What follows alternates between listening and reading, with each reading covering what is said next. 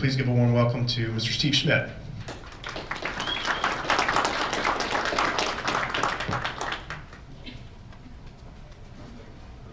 Test, test. You guys hear me? Good? All right. Pull us right here. Yep. My name is Steve Schmidt. Been beekeeping since 2008. I'm an engineer by trade at CAT. However, wife and I run a small hobby farm out Farmington Road. We've got goats and llamas and bees. I ran about 10 hives last year on the property. I had 3 overwintered from 2018, and then I'm the apiary manager for the club. The club runs an apiary out at Wildlife Prairie Park. I'll have more of that at the end of my talk.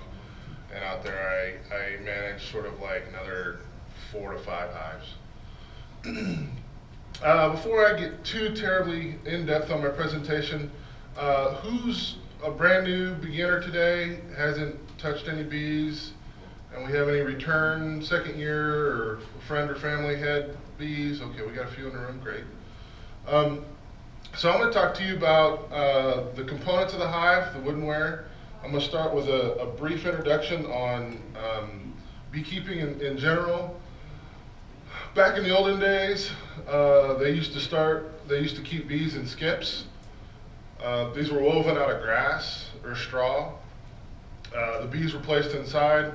They were allowed to do their bee thing. Once they would get full, they would basically tear down the entire hive. All the bees would be extracted, pulled out. They'd tear down the straw.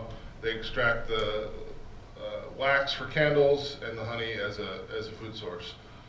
They basically build a new skip, put some bees in it, start over. From there, they sort of moved to a modular style hive. I think I'm going to quickly talk about a hive that you may see a lot. If you do any searching online, it's real common, often mentioned for beginners, Kenyan top bar hive or top bar hive, long hive. You'll see these come up a lot in discussions of beginners because they were initially developed for Africa as an easy way to do beekeeping. It requires very little tools, very simple wooden ware to build the hive. So because of that, you see it mentioned a lot, fairly inexpensive to get started in. However, there are management difficulties and handling difficulties with that style hive that typically mean that if beginners start with that hive, they really struggle with the hive. It's just a more difficult system to use overall, so you kind of trade off the simplicity to build it with the complexity of managing it. In general, we wouldn't recommend a beginner at this club start with a long hive or a top bar hive. I'll quickly talk about a Ware hive over here on the far right. Started by a French priest back in, I can't see my notes here, 1800s. He had focused a lot on trying to mimic the natural hive in a tree trunk. And so his was sort of a whole box approach. No frames. The bees were allowed to draw comb within the box any way they wanted. And so you basically manage the hive on a per box basis. The idea being that you had this tool or device that was designed to slip over these side lugs, lift the entire hive up, and put your new box on the bottom as the hive grows down, much like it would in a hollow of a tree. The problem with this is, again, it's simple. There's no frames in it, just a square box. It's fairly rectangular. The complications here are, number one, it really doesn't have the fine-grained management techniques that we prefer for beginners to have. And secondly, and probably most importantly, state of Illinois requires that hives that are kept have removable frames for inspection.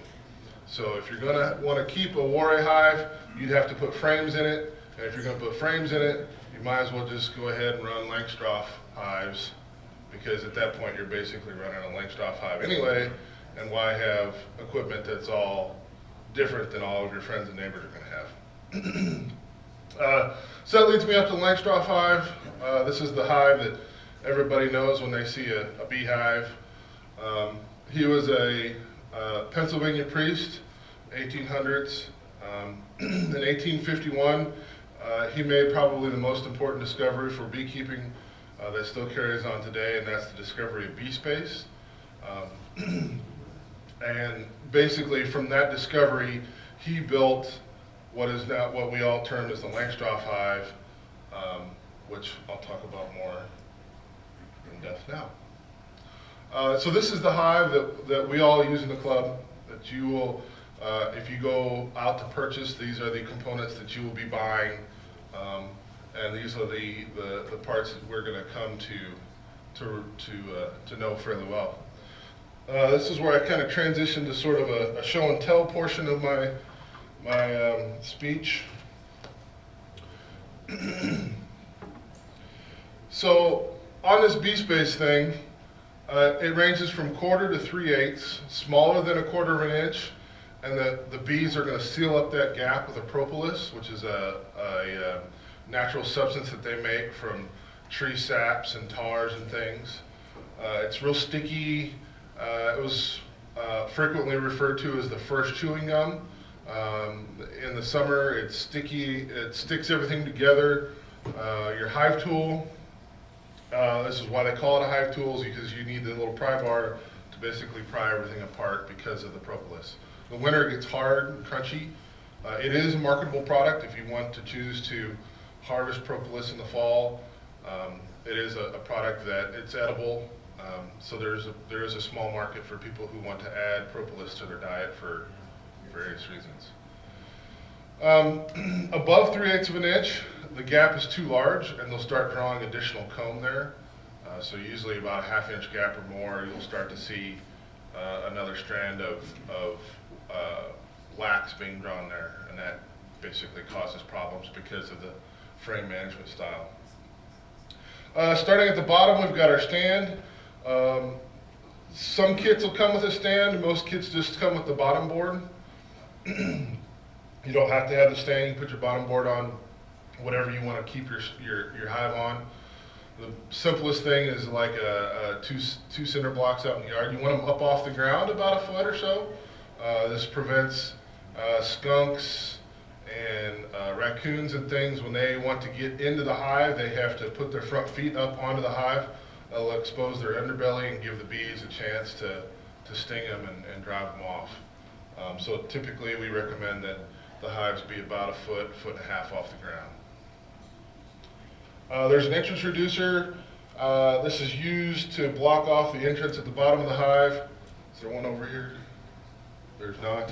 So if you don't have an entrance reducer, hopefully everybody can see, then you're just going to have a giant 3/4 inch gap at the bottom of the hive.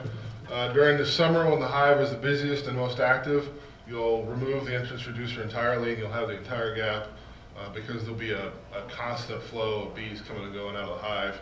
They'll want that entire opening to come and go. Why do you use an entrance reducer? When your hive is smaller, when you're first starting off, or maybe you just made a split, you're going to start a smaller hive. They want to defend that hive as their home, and so giving them a smaller entrance to defend is easier for them and prevents issues that things like robbing and stuff that other people will talk about later today. The smallest little piece is a little tiny, like a 1/2 inch cut. We usually put those in for winter. It just gives them a little space to get out in the winter. It's not noted here. However, typically you'll put, if you're going to run an entrance reducer, put your entrance reducer so that the little cutout space is pointing up. This is so that typically over winter you'll have some dead bees that fall down and collect on the bottom of the hive, and so that allows that slight 1/4 inch layer of dead bees to accumulate on the bottom and not block the entrance. Moving up, we have our deep super, or more commonly known as our brood box. It's about a 9 3/8 dimension. You look online, you're like, why are the boxes, the sizes of the hives this size? The best that people are able to come up with is this was available common sizes of lumber at the time the hive was developed back in 1851. So in terms of why are they this size, it's just what was settled on. Originally there was a deep. You may hear about that. It's even deeper. It's hard to find those today anymore. I don't know that they're really sold in any catalogs. Dayton is one of the 2 large manufacturers and suppliers of bee supplies. We have catalogs over here on the table if you want to pick one of those up. I'll talk about where to get some of this stuff in my next slides. So inside the deep, you'll have frames. These frames are what the bees will draw the foundation on, or a comb. Typically they'll start with a foundation on them. All this is available if you guys want to come up and look at it and ask us questions about it. Feel free if you've never seen it before and you got questions. It's just not a good way to pass it around the room at the moment. So the frames are designed so that when they fit in the box, they automatically leave the gaps, the bee space gaps that I was talking about before. That has to do with the little ears on the sides of the frames. And again, they're designed, the little ears on the side are designed to space the edges of the frames off the sides of the walls here, front and back. So again, you have a bee space along both the front and the back.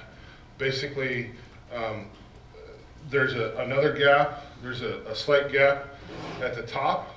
You'll see that the frame sits slightly below the surface of the box. And again, you maintain the proper bee space between this set of frames and the next set of frames that sit on top. Let's see, probably this way, everybody can see that. So this is where basically this frame would sit on the next box. So you maintain that bee space across there. So a lot of times, typically mid to late spring into summer, you'll start to see what they call bird comb that's built on top of the frames, and basically that bridges across from the lower frame to the upper frame. Some people like to remove all the bird comb. I don't. It's just one of those management techniques of how you want to run your hive. There's really nothing wrong with it. Just gives the bees a little easier path to move throughout the hive. We call this the brood box because the deep frames is where we like to keep the queen, or she'll raise brood, which is the baby bees. There's going to be a whole much more about the brood and the baby bees in later presentations. So typically you'll have a round area of brood located directly in the middle of the frame. These are the frames that you'll spend most of your time looking at in terms of what's going on. What is my hive doing right now? What's the health of my hive? These are the frames that you spend your time looking on. In Illinois, we generally recommend you run 2 deeps. When you start off, you'll have your single deep that you install your package in. We'll have the package installation a little later today as a demonstration. Above that, when it comes time to put honey supers on, honey supers are the smaller boxes. You can choose to run your entire hive in small boxes and medium boxes. Some people choose to run all mediums because they have a single kind of equipment on their property, and so they don't have to deal with the deep size and the medium size. The downside of that is if I'm your mentor and you're running low on brood and I want to give you a frame of brood, if all my brood frames are this size, they don't fit in this hive. So it can be difficulties if you're going to buy a nuke as your starting package. Those are typically going to come in a box with deeps. So if you start off that way, then you're going to have deeps automatically. Again, we recommend that you start with deeps, 2 deeps, one at a time. When you put your honey supers on, honey supers will go on about April. I'll get to that next. They're exactly what they say. Basically designed as a space to put for the bees to store honey in. A full honey super weighs about 70 pounds, so they're pretty heavy. Commercial guys, they'll run all deeps, and they'll just run the deeps as honey supers. Also, again, one common type of hardware for the entire operation. Problem with those is they're like 100, 125 pounds. They are really heavy. They are hard to move. Typical hive will have 2 honey supers on it after they're developed, and after all the foundation's drawn out. You probably won't get to 2 honey supers your first year. It's a lot of wax for the bees to have to draw your first year. Typically we would expect that about 10 pounds of honey is used to draw 1 pound of wax. So it's pretty energy intensive for the bees to have to draw wax on all the new foundation. Queen excluder listed there is exactly what it sounds like. It's a thin metal screen that's put in between the brood box and the honey supers. It's not always included in the basic kits if you want to buy a basic kit. Some of them will come with this, some of them won't. There's a lot of debate online about the effectiveness or use of these. Some people call them honey excluders. I run them in some of my hives. I don't run them in some of my hives. Some years I run them exclusively. Some years I've never used them. It's a management technique that is up to you to determine whether or not you want to use it. There's no right or wrong way to do this. The spaces of the bars here are spaced so that the thorax of the queen is too large to fit through this space. So she cannot physically make it past this screen. What that does is that keeps her down here in the lower brood box so that she can't move up into the honey supers and lay up in your honey supers. If she does lay up in your honey supers because you haven't put a queen excluder in, no big deal. When you go to pull your honey supers off, you look at the frames that have got brood on them, leave them in the hive, pull the frames that have honey, take them inside and extract them. If you run a queen excluder, you can know that basically everything from above the queen excluder up is going to be free of brood, and you basically just remove the boxes as a whole box, take it inside and extract it. We have a whole how to extract honey session later in the year. On top is an inner cover. An inner cover is just a cover on top of the hive. Some people don't run one. A lot of commercial guys don't run one because it's just another piece of woodware to keep up with. Highly recommend you run an inner cover. Depending on the type of inner cover you'll get. Some inner covers have a thick side and a thin side. Other inner covers, this little piece of masonite or plywood is right in the middle of this wooden frame, in which case it doesn't matter. Some say that the offset side of the inner cover can gain you different things if you turn it different ways. The more space that the thick side down would give you above the hive may promote better airflow in the summer when it's hot. However, if you spend a lot of time with this inner cover this way, these old masonite inner covers will sag. So if I put it this way and it sags, it basically touches the tops of my frames. I don't know that you get a lot of inner covers that got this masonite in them these days. I think they moved all to plywood because of the sag issue. But if I have some that are like this with the masonite, they're saggy. All the new ones I bought these recently are basically all come in the middle, and they're all basically a plywood that doesn't have the sag issue. Again, it gives a top to the hive so that when you, they're going to glue this to the hive just like all the other boxes. And so it makes it easier to get the top off. They call it a telescoping cover because it goes on the outside of the box, down past the side of the box. On top. They're all going to have a metal top. Some will be painted, some will be stainless, some will be aluminum, depending on what you buy and from who. So it's nice because this top cover doesn't get stuck onto the hive, so you can just lift it off, set it aside, and then you can take your hive tool and pry up your next top and go from there. It keeps you from opening up the hive and get a face full of bees, which if you're not expecting that can be a real surprise because they're drawn to CO2, which is why they usually want to go to your face. Mother Nature figured out a long time ago that bears and skunks and everything that like hive don't have any fur on their nose. So I can sense the CO2 and you get stung in the face, nose, lips, stuff like that. Not pleasant. which is why we would typically recommend you run at least a veil.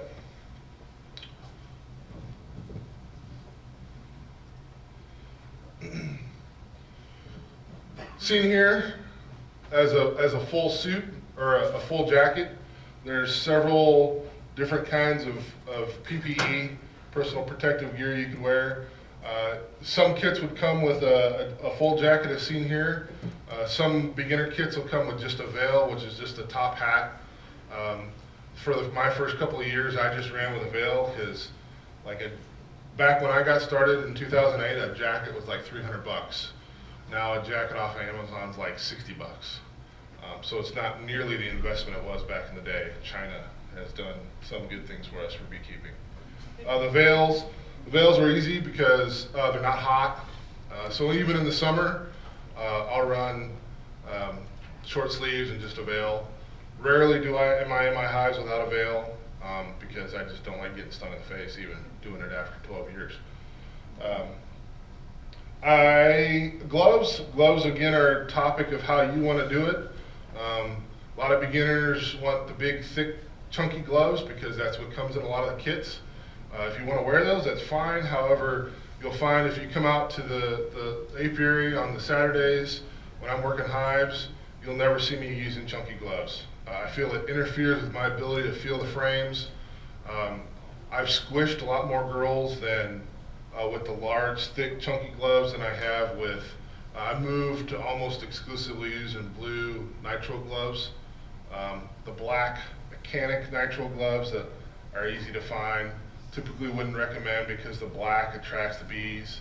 I have thin skin on my hands, so if I don't wear gloves and I go to crack this box, they'll pop out and nail the top of my hand. I've been stung enough where the sting really doesn't bother me too much. However, I still do react to it. My hands do swell up to it, and I really don't like the swelling. So I really don't like my hands to get stung. If I get stung on an arm or a leg, I barely notice anymore. You will react to stings. You'll get a little red welt. This is not like, oh my God, I need to go to the emergency room kind of thing. Yes, it's an allergic reaction. It's getting red. They'll get hot. Next couple of days, I'll be in the shower. I'm like, man, why does my arm itch? Oh, that's right. I got stung there yesterday. So they itch. For me, they itch. For other people, they don't itch. Sort of that histamine response kind of thing. If you're allergic to bees, and you know you're allergic to bees, I'm not saying it's impossible to be a beekeeper, but it's really not worth risking your life over doing this hobby. Yes, you can use an EpiPen, but anytime an EpiPen is administered, recommendation is you go to the hospital. So again, if you don't know you're allergic, now is a good time to find out, right? Feeders, you're gonna need feeders. Anytime that there's wax to be drawn, we recommend that you feed your bees. In the spring, that'll be 2 to 1 or 1 to 1 sugar water. So, you know, a quart of water to a quart of sugar, or a pound of sugar to a pound of water. Sugar and water are almost the same. Technically, it's by weight. There is a 2 to 1 feed. You can feed 2 to 1 feed in the late fall going into winter. It's thicker. It doesn't take the bees as long to dry that down into a stable product that they can store. They will make honey out of sugar water, so if you keep feeding the hives all into spring and summer and you've noticed your honey super fills up immediately, it's because they've stuck all of your sugar water into honey super. Doesn't taste like much. High fructose corn syrup, a lot of the commercial guys use high fructose corn syrup. I only mention it because it's an option if you work in some industry that you have access to high fructose corn syrup, you can use it. You know, it sort of gets into the whole natural beekeeping versus not. Almost all the commercial guys will use high fructose corn syrup for their feed because they can order it by the 50-gallon barrel, 250-gallon tote, or semi. Thanks. So on the feeders, most kits are going to come with a Boardman bottom feeder. This goes in the entrance of the hive. It takes a quart jar, so you got to go out there basically every day and put a quart of feed on the bees. If they're really rocking and rolling in early spring, that may be twice a day. I typically moved away from Boardman feeders because I don't have time to get out to my hives once or twice a day, every day. I use mostly frame feeders, which I have an example of. You can get these locally or you can buy them online. I bought most of mine at Big R. These go down in the hive. These are replaced. I replace one frame. This is like a frame and a half, so in a brand new hive, I can get 9 frames and this in there. It's really tight. My older hives that have more propolis built up on the frames, I gotta remove 2 and then there's a little extra space. There's different companies that sell, this is a Man Lake. This is copied off of Man Lake's website, this photo. This is a photo of their Pro Beginner Kit, I think. They include a slightly different frame feeder. This one's larger. This one's actually a 2-frame width and actually holds like 1.5 gallons to 2 gallons of feed. This holds 0.8 gallons or so. If you use like 3 pounds of sugar and 3 pounds of water, that makes like 0.8 of a gallon, which basically fills this up. I really recommend if you're going to use a frame feeder, it needs to have the caps and ladders. These snap on, and then inside is a little weird looking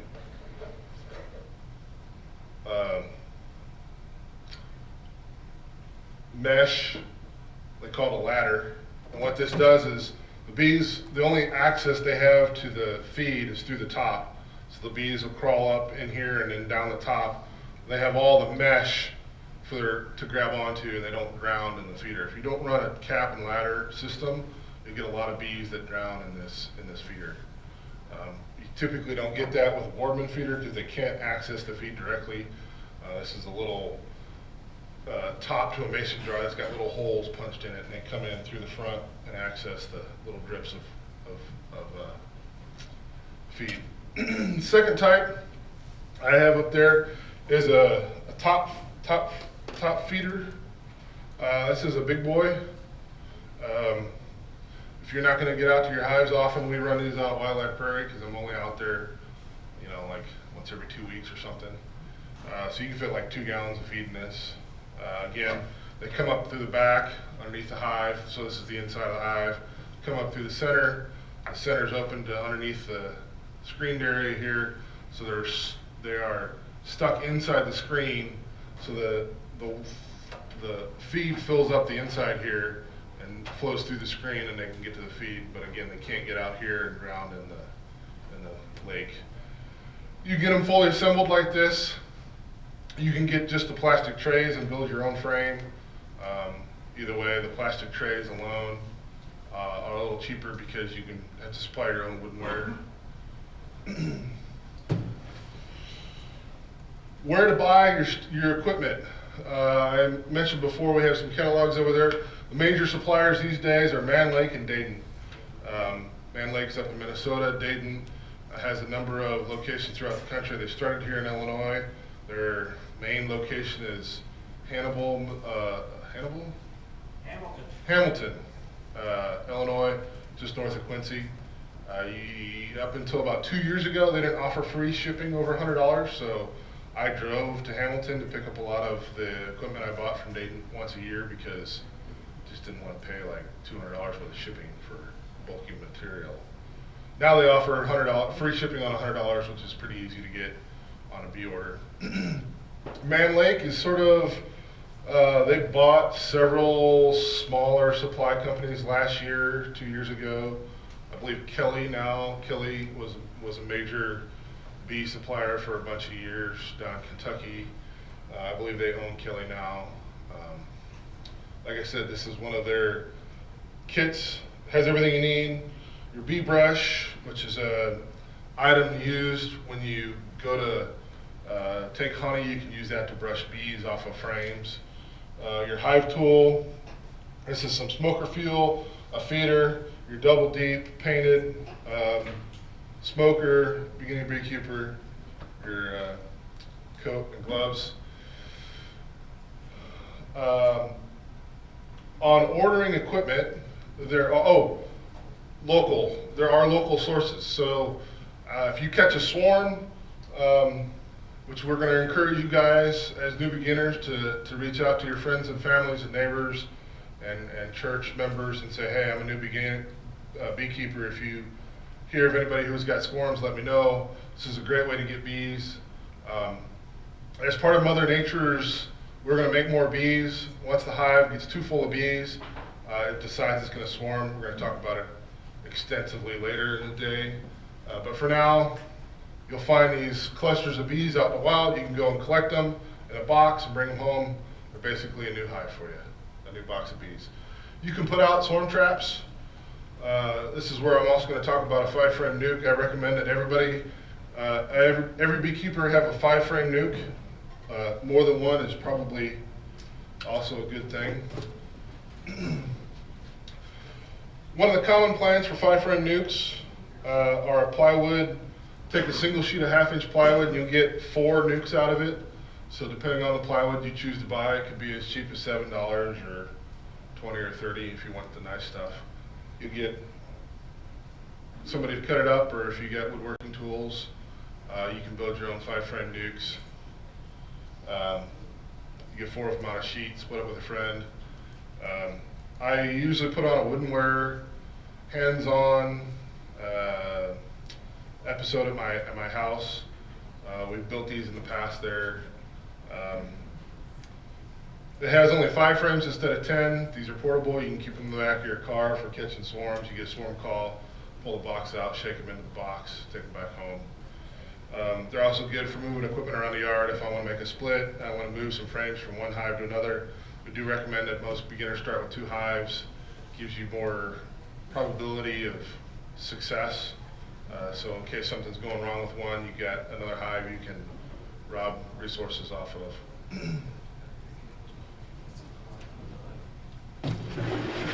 You can buy a plastic one. These came out last-ish year, $11 to $15. They work. I have several of them.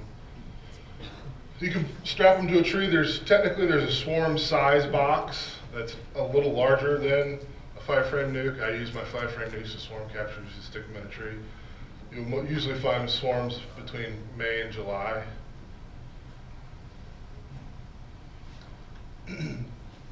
Quick note on Wildlife Prairie Park here as I wrap up. Wildlife Prairie Park out on Taylor, thank you. We have a partnership with them. We run an apiary out there. This is sort of an aerial. I don't know how well this shows up. I was hoping it was going to show up well. Taylor Road. So you come in the main entrance over here. This is the main gate. This is the train station. I don't know if who's been out to Wildlife Prairie. Okay, we all know what we're talking about. So the train station parking lot, you come down the road. So if you go through the parking lot, you hang a right, come down the road. There's a railroad crossing. Come down here, hang this hard right, go up the hill, around. So this is out to Hazel's Hill of Flowers. Out here, hang this left hairpin. Hives are along this field. This is Hazel's Hill of Flowers here. Alternately, you can come in the main park. This is the roundabout where the moose is. You hang a right, come down the power cut, and then hang a left, another right. Yeah, wind up there too. So that's where the hives are back here. Open to the membership if you don't have a place to keep bees. If you live in an apartment or you're uncomfortable keeping it at home for whatever reason, we give you the opportunity to put some hives out there. I like to run about 3 to 4 club hives out there each year. Hopefully we got some overwintered ones. We didn't have any overwintered ones last year. I manage those, so the Saturdays after the club meetings on a Friday. Club meetings are usually the first Friday of the month. The next Saturday, the next day, I'll be out at Wildlife Prairie to do a hive opening and go through the hive. It's an opportunity for you guys to come out and put hands on the hive. If you don't have a veil or a coat, we have a couple floating around I usually try to keep an extra with me, so if you don't have all the equipment, come on out, we can still accommodate you. You know, bring your smokers, bring your hive tools. This is a chance for you to get into hives. This is, you know, if you just want to stand around and watch me go through them, that's fine. Ask me questions, that's fine too. But this is really, I really want to give you guys the opportunity to come out there and really work a hive if you don't have a hive at home yet, or you just want more experience working hives. It gives you an opportunity to see what some other hives look like. And my goal really is to have overwintered hives. An overwintered hive is going to act entirely different than a brand new package you just installed in April. And it can be really difficult for people, new beginners, to understand some of the differences between an established colony and a brand new package they just installed.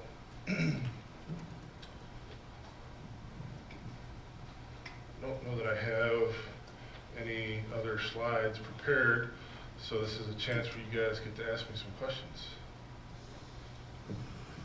When you're talking about putting the nets in the trees, Mm-hmm. do you find the swarm first and put them in there, or do you just leave it in the tree and hope? Like, how does that work? So if you're wanting to put out swarm traps, you put it in a tree and hope. So typically the common consensus is they like to be about 5 to 8 feet off the ground. It's really difficult to get this box up a ladder and into a tree and strap it there. It's even more difficult when this box is full of bees and weighs like 30 pounds.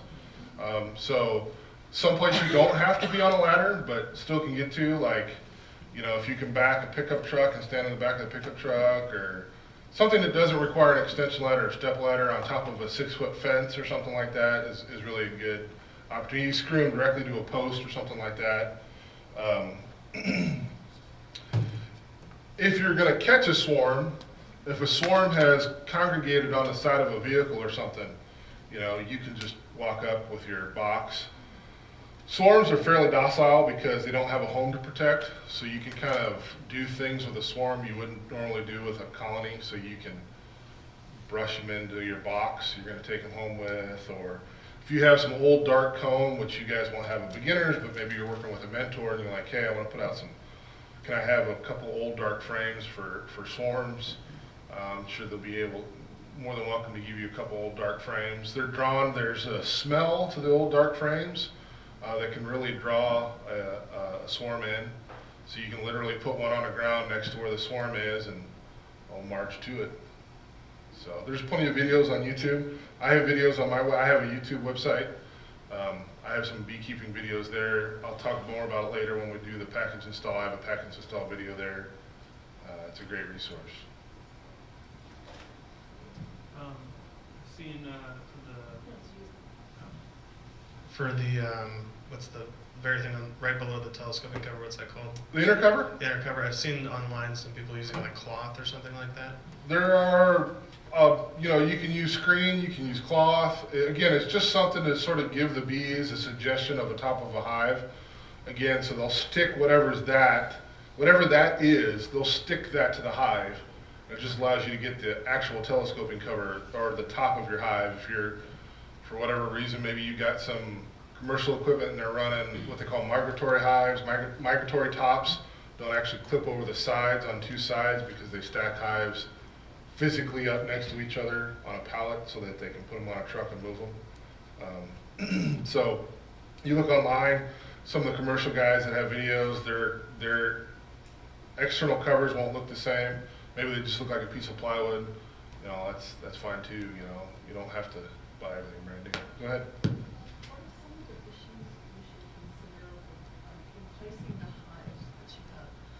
What are some of the issues you consider when you're placing your hives on your property?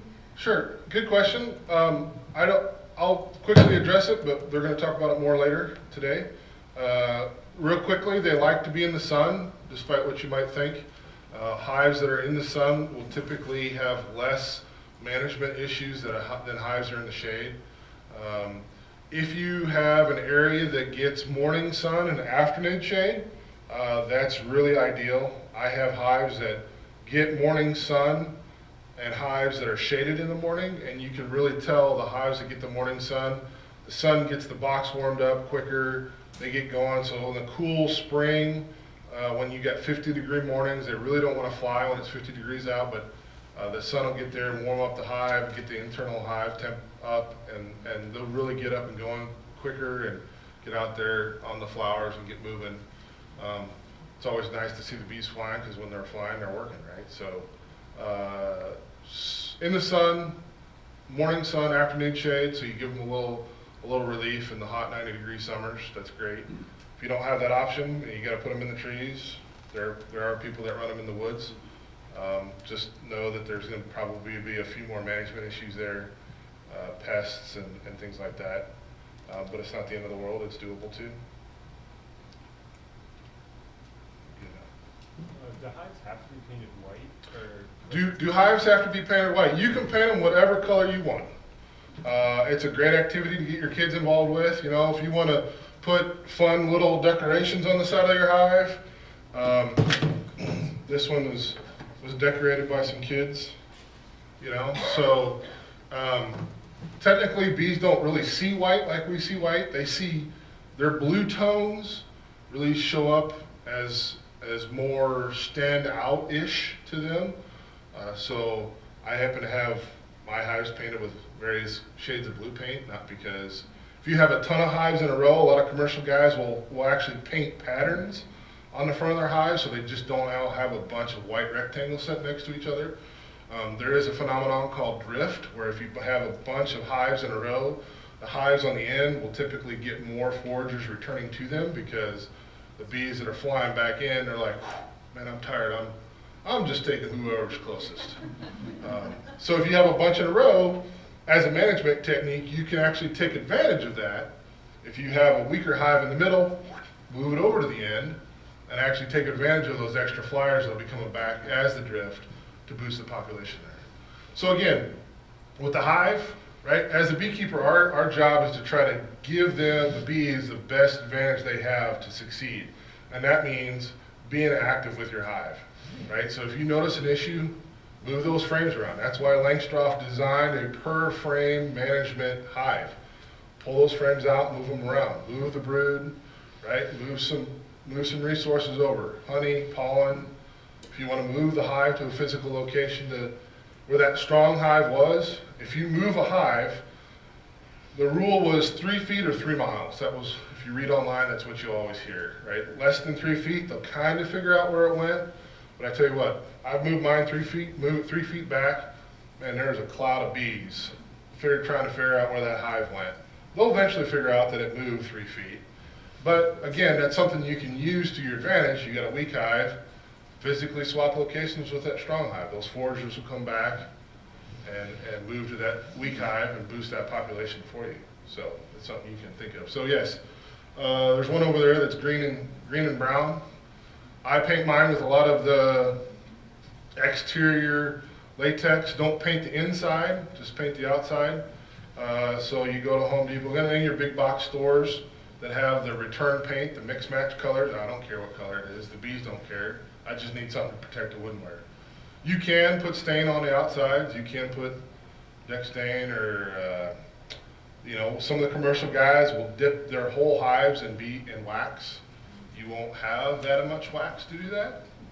If you wanted to do that and acquire that much wax, it's like $10 a pound, and you'll need like 50 pounds to get enough volume to do that. So I mean, you know, I'm not saying don't, but I wouldn't be doing it. Any other questions?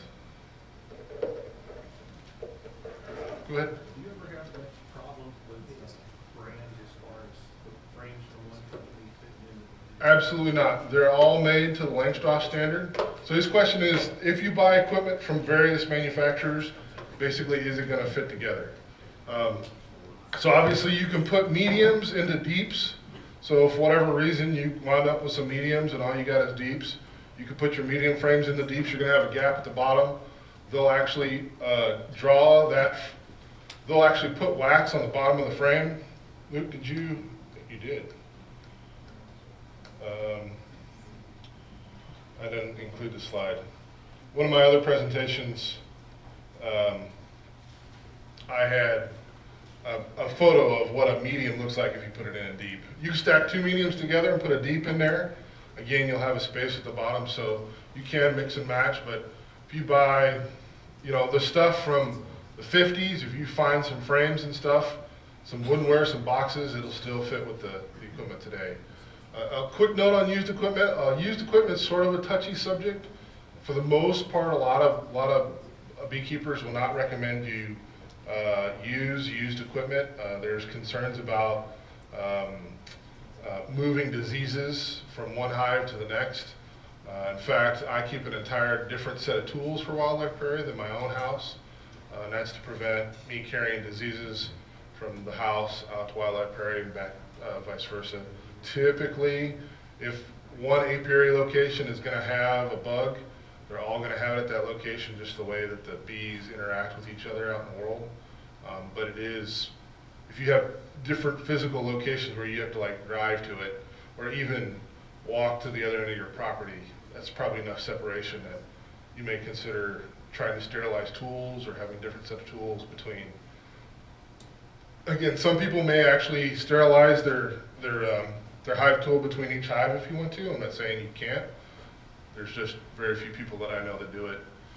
Sterilization, lighting a smoker. We have demonstrations on lighting a smoker. My preferred tool to recommend to light a smoker with is the little auto start propane torches. So that'll be in your beekeeping kit, and it's easy just to pull the trigger and heat your hive tool up, and then you've basically sterilized it before you get your next hive. Steve, Go ahead. on the newts, you said start out with 2 hives. Correct. So you said 2 newts would be better. Would you put 1 newt every hive's world just in case you get a swarm then? I've never had a swarm leave my large hive and go to, I have extra woodenware sitting in a pile in my yard. I have never had a swarm leave my hive and choose to go to that woodenware. You would think it's a great location for them to go because it's already set up with comb and already the right side. I have to keep them dry because I don't want them to get all wet and everything. But I've never had that. They always end up in a tree. You know, in my property, they end up in a tree 15 feet up, and I gotta cut them out or shake them out or coax them down. If you buy 5-frame nukes as your starting bees, we would recommend that they be moved to a 10-frame hive after you receive the 5-frame nuke. Hopefully, you should be receiving a box of bees that's basically full and ready to be moved up to a larger hive. So the idea that you could buy a 5-frame nuke and then like continue to use that for weeks or months, it's not a realistic way to approach that. You really need to have your 10-frame woodenware available to move that 5-frame nuke into if you were to buy 5-frame nukes. Go ahead.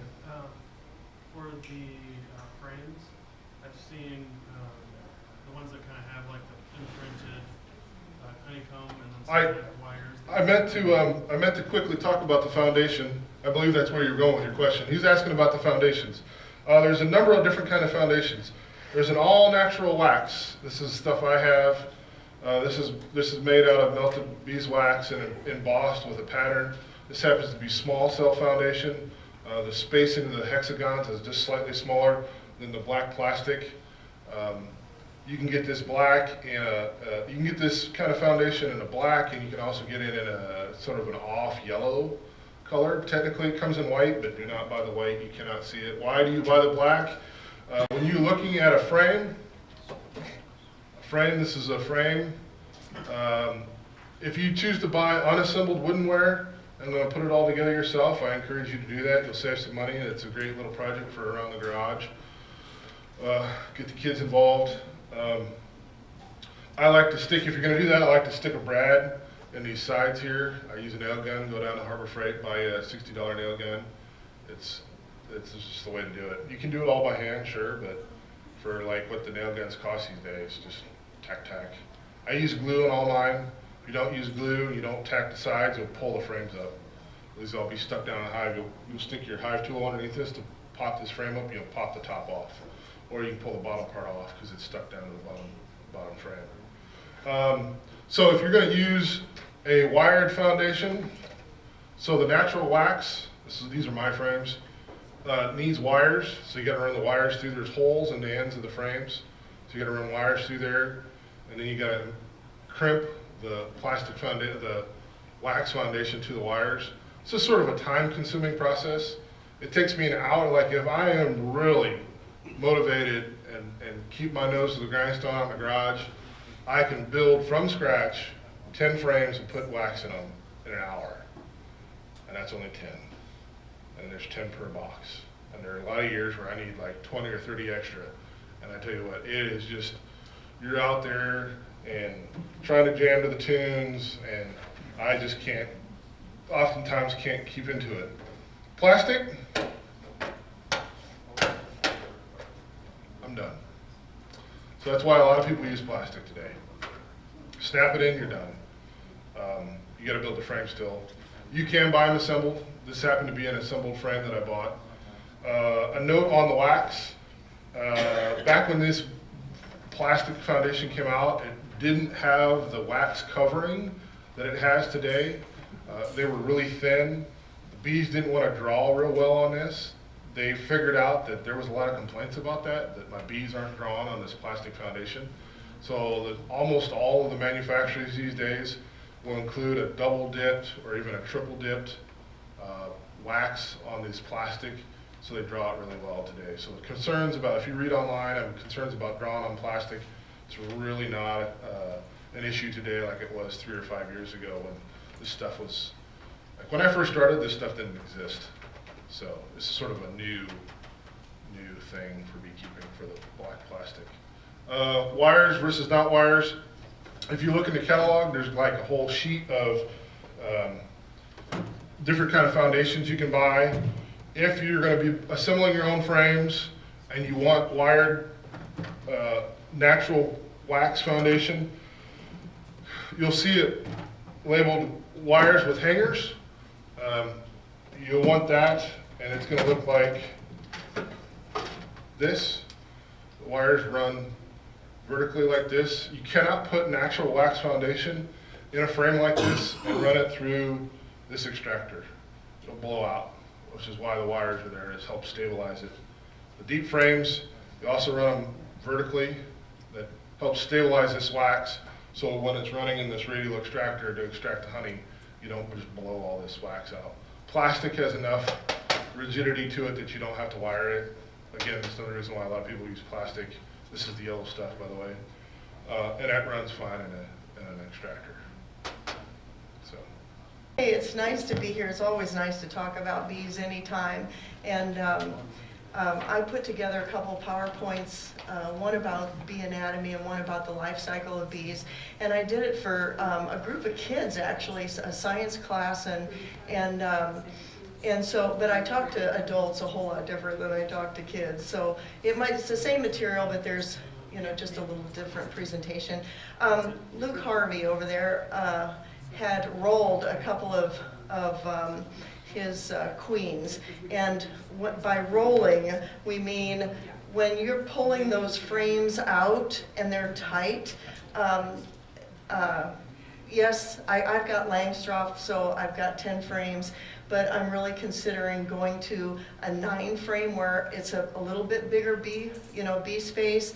But what the problem is, when you pull those frames out and they're tight like that, there's 10 in there, and your queen's in there, and you roll her in between the frames, you can kill her. Well, you're gonna do it. At some point you're gonna roll a queen.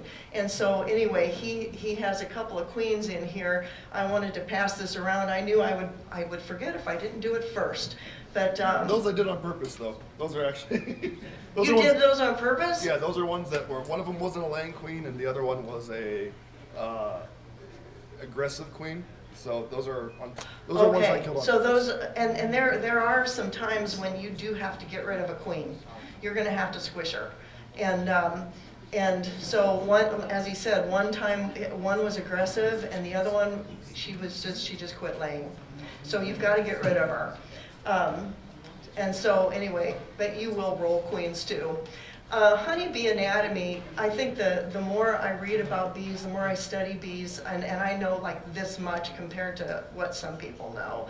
And they are the most fascinating little creatures that I've ever taken into, you know, our land, you know, and you manage bees, you don't, I'm not sure what the word is I'm looking for, but they're going to do what they're going to do, no matter what you try to do. But anyway, to understand a little bit about their anatomy and what they do, the second presentation I have is about their lifestyle. What do they do all day long? And it kind of focuses on the worker more than the queen and the drones. But anyway, as far as the anatomy goes, let's take a look at our girls here. A honeybee is a true insect, and to be a true insect, you have to have, you know, different things. Three main body parts, and that is a head, a thorax, and an abdomen. All insects have those three body parts.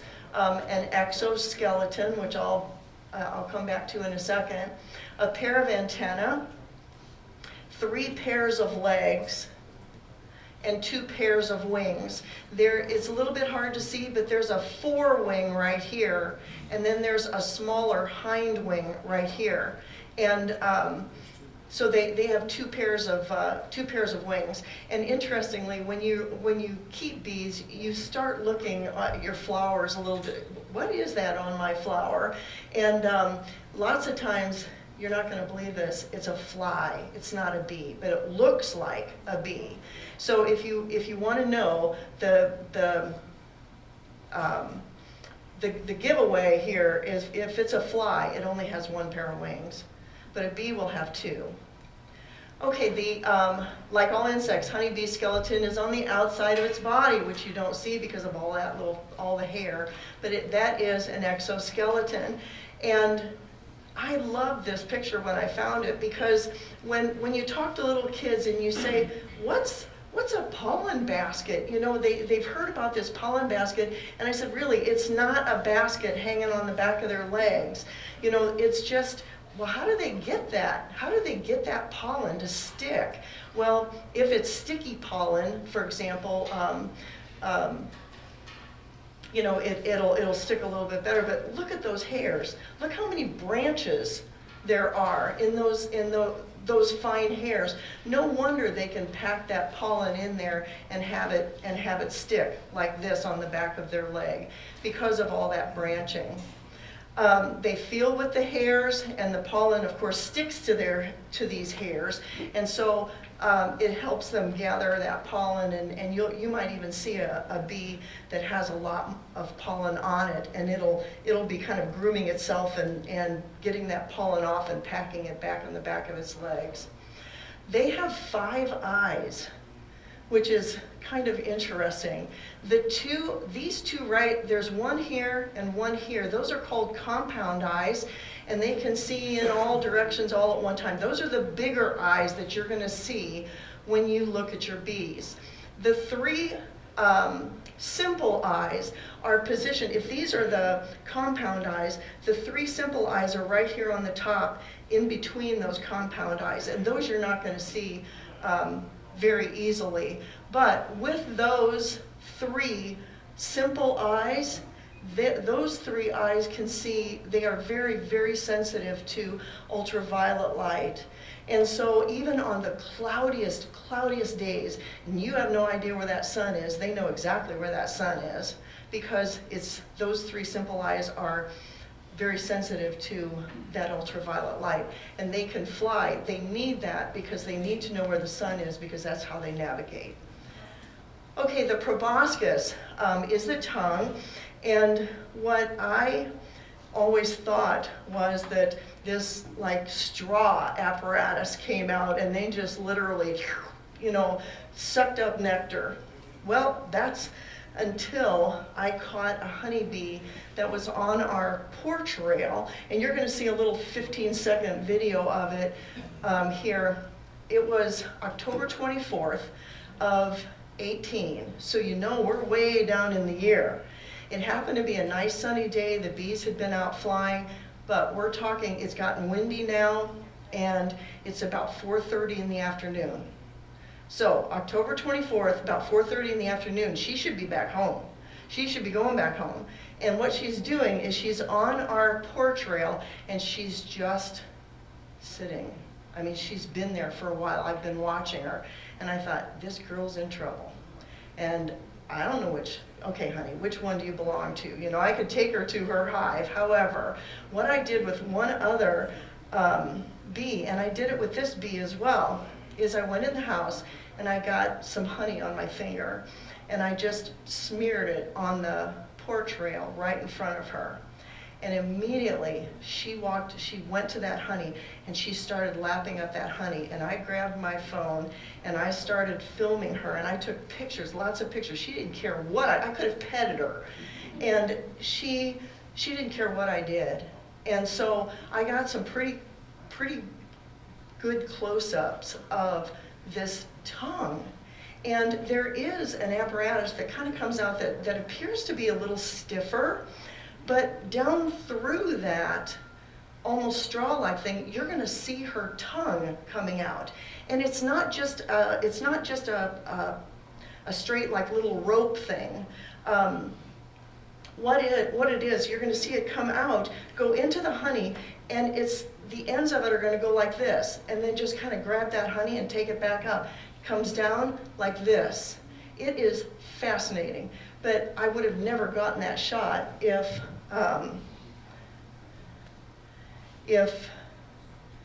she hadn't been there. Uh-oh. Yes, I do want to open this file. Oh, there we go. Can you see it? And she has been busy. You can see the pollen on the backs of her legs, but look at that tongue. Look at this tongue. Clear out there.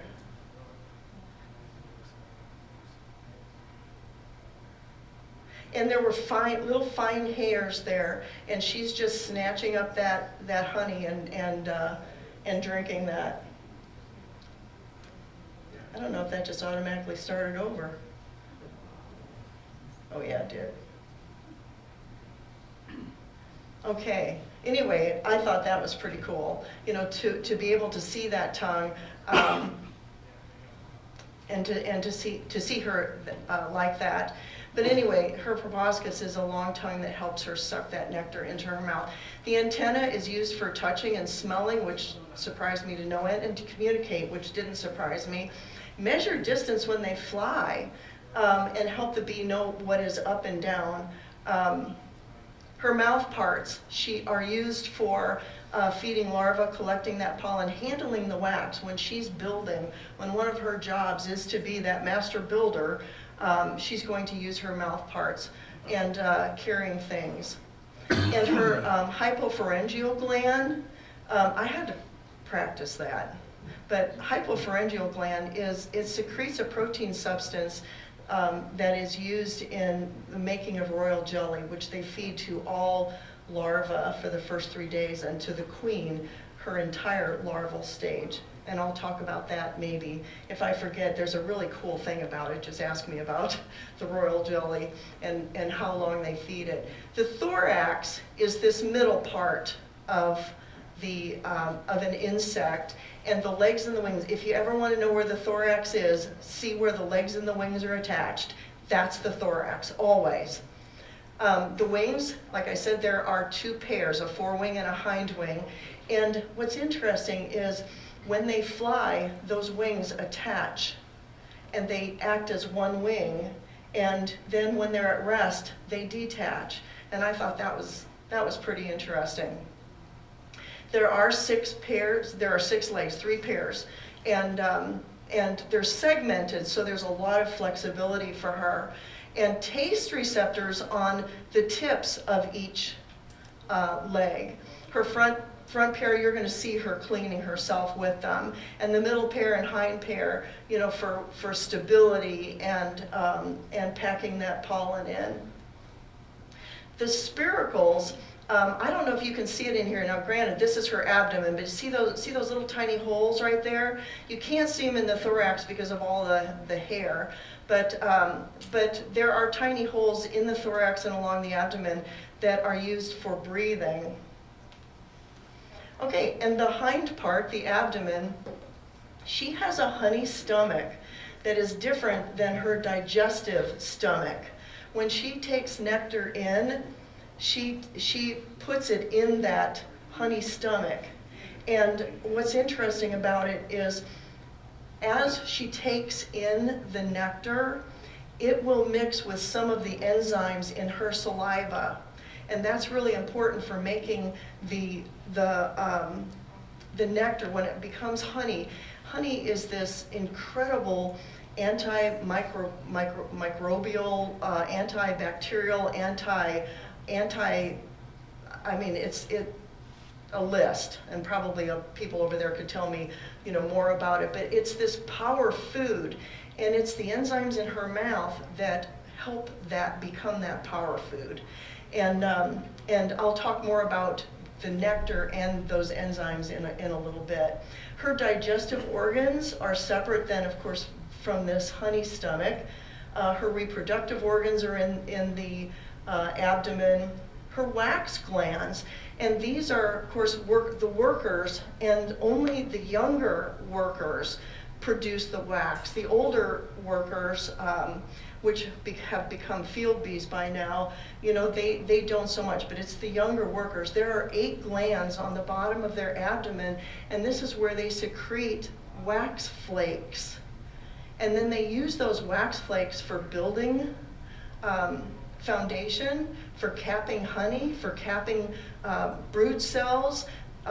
That's where the wax comes from. So you can understand when Steve said it takes a lot of energy, a lot of honey, consuming a lot of honey and protein and all to be able to produce those wax flakes.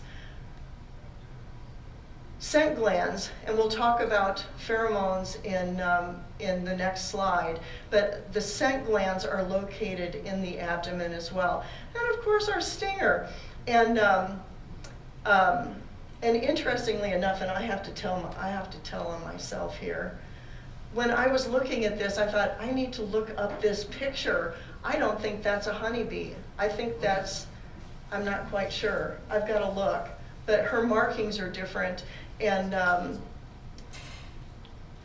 anyway, I told on myself, so there you go.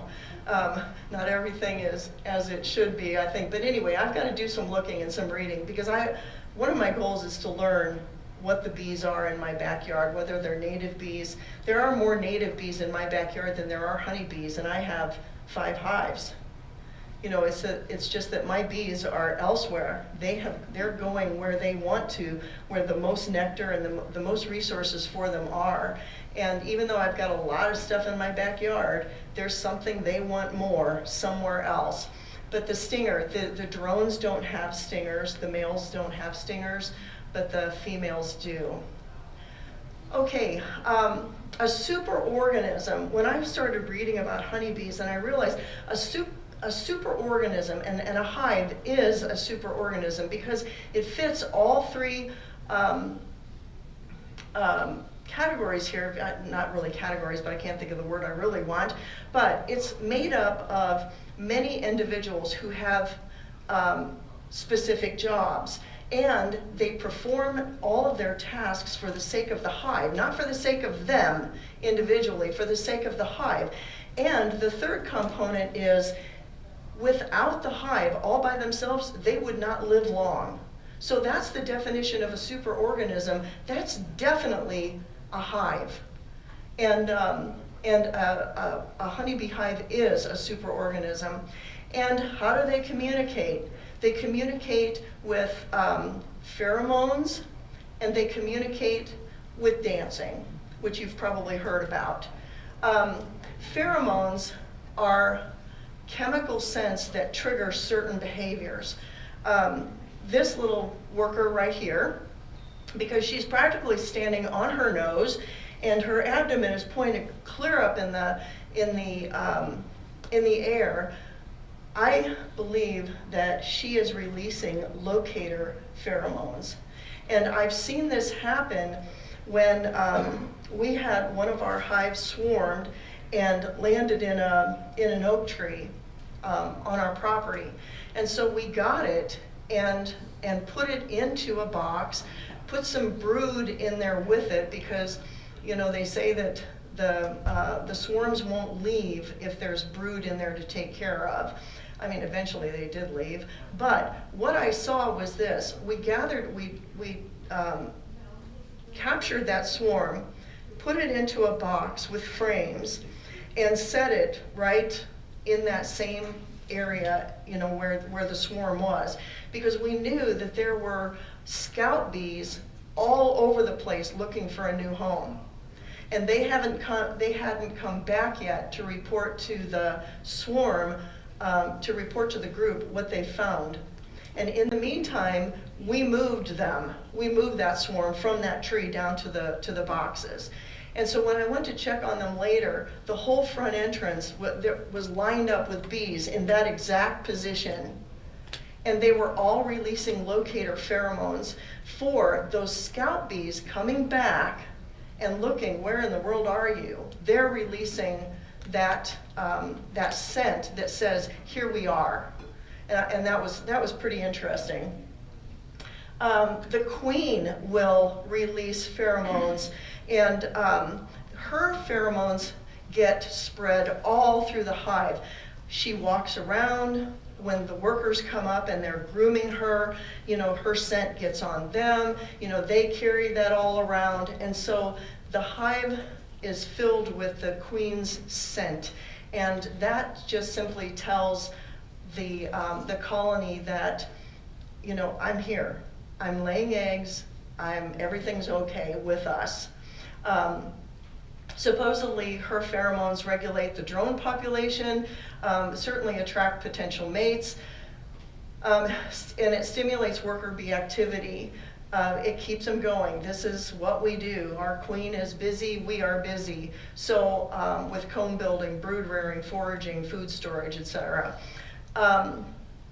The worker bee, this is the worker bee at the hive entrance, and that's the Nasonov gland located in the abdomen that produces that locator pheromone that you're going to see them using. The worker bee, the alarm pheromone, yeah, you're going to become, well, you'll certainly know what this one is. As soon as you get stung, they say that when you get stung in your bee yard, to move out of your bee yard, move away from your bee yard, and remove the stinger, that kind of thing. What happens is when she stings you, she releases an alarm pheromone that says, this woman is a problem. Get her out of here, staying here, staying here. And so, and when you're all suited up, you don't really think about it because I don't feel those stings.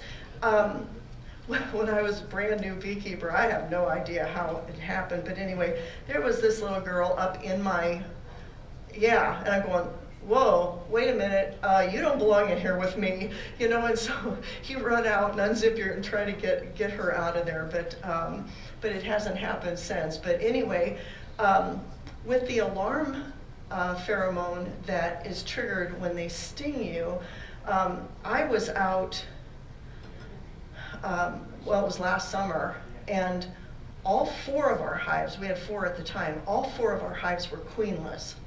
And I seriously thought that they were not as aggressive because they didn't have a queen to defend. Oh my goodness. All 4 of them were meaner than all get out. I mean, all the hives were very, very aggressive. And I had bees that were so mad because I was in the hives, my husband and I both, were going through the hives thinking, what in the world is happening here? And we go to the next one, these girls are all stirred up. We go to the next one, we're looking in here, these girls are all, I mean, there was a cloud of bees, and you could tell they were mad. And And we realize, of course, that we don't have a queen here anywhere. I had just bought a queen, and so one of them, I thought one of them was queenless. Well, here's 3 more. We just happened to luck out, because in one of the hives, I found 3 separate frames that had queen cells and queens growing in them. And I went, thank you God, because I took 2 of those frames. I left one and I took 2 frames and put them in the other 2 queenless hives. And it wasn't too much time before they kind of settled down. But to get back to this alarm pheromone, they were so mad that when we finally got done, and our, I don't know, our bees are a few hundred yards maybe from our house, not even. And so by the time I walk to the garage, they've pretty much left me alone. As soon as I walk in the garage, they'll go away. Not these girls. I had to walk on the other side of the house, and I sat on the porch in my suit, and it was hot, and they buzzed me for another half hour, and before they finally left. In the meantime, I looked down at my gloves, and there was a yellow band here, and I counted 60 stingers in my left hand, my left band. And I thought, what in the world? There were 45 over here. And that was just in the yellow band that I could see easily. Now, how many more were in my gloves, in my suit, that I'm not gonna find. Like I said, they were mad. So, but as soon as we got the queens in there, and they suddenly say, hey, we've got queens growing here, and they're taking care of them, they settled down. But anyway, that alarm pheromone, you're gonna learn what that is, that's for sure. The colonies brood, I was very surprised to read this. You think about the queen giving off, her scents, the workers, with the alarm pheromone, the locator, that kind of thing. But you don't think about a little larva giving off any kind of a scent, but they do. And there are special pheromones that are released to help the workers recognize, the brood's gender, the stage of the development, and what they need. And I was very surprised at that, but I thought that was kind of interesting. Okay, let's dance. Have you heard of the waggle dance? Yes? I mean, I'm assuming people have heard of a honeybee waggle dance. And what that does is and we're going to watch a little video on a waggle dance that he says it a whole lot better than I can. But what it does is it's a way of communicating with the rest of the field bees. And a round dance, when she comes back and she gets their attention and she just dances in a circle like that, she says it's really, really close. A waggle dance is used for farther away resources. Now, what's interesting, what you might not have known about a waggle dance, is that it will tell them not only what direction to fly, how far to fly, but what they're going to find there and how good it is. I thought that was pretty cool. I knew it told them what direction and how far, but it'll go even farther than that. That dance will tell them exactly how good it is. And if they're talking an outstanding nectar source, you're going to have more flyers paying attention because they need more flyers to get to that source. So let's see if we can get to this.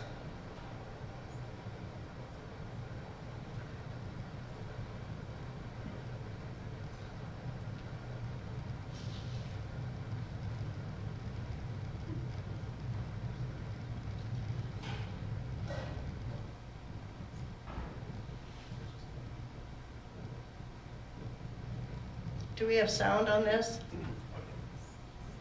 We should. And face it the other direction. Whoops. Hey everybody, this is David Sorry. from Ware Bees. Hive stand. That's This not is the one one of I those want. unplayed. And I'm not sure how to go backwards. There. There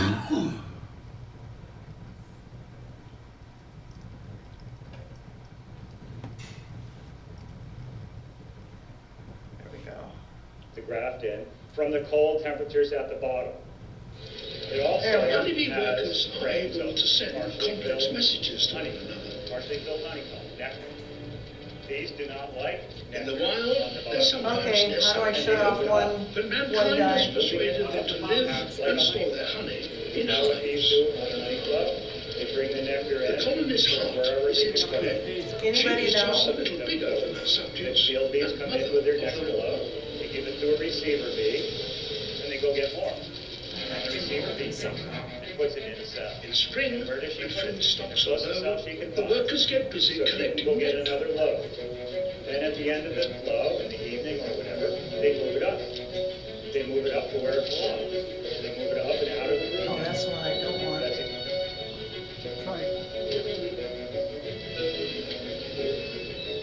They have a remarkable method. Where to find the most productive flowers. That's it. It's called Thank the you. waggle dance.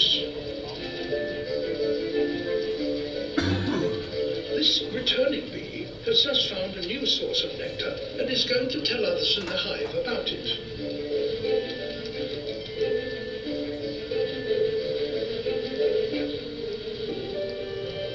First, she gathers an audience. To do that, she climbs on her sisters' backs and vibrates her abdomen.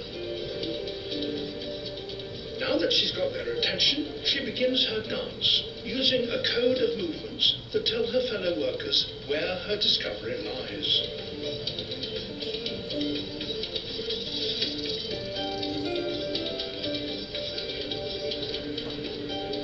The duration of her waggle indicates the distance to the nectar source. The longer the waggle, the further the flower. And the angle at which she dances across the cone tells them the direction to the flower in relation to the sun.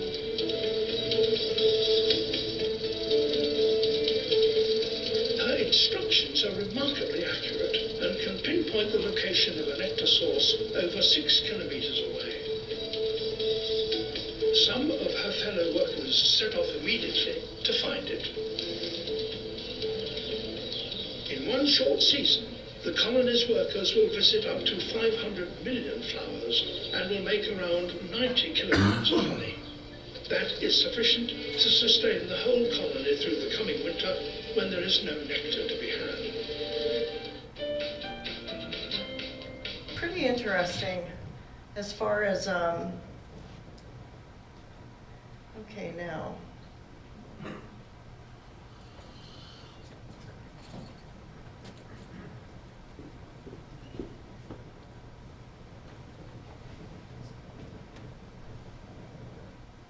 Is that it? All right.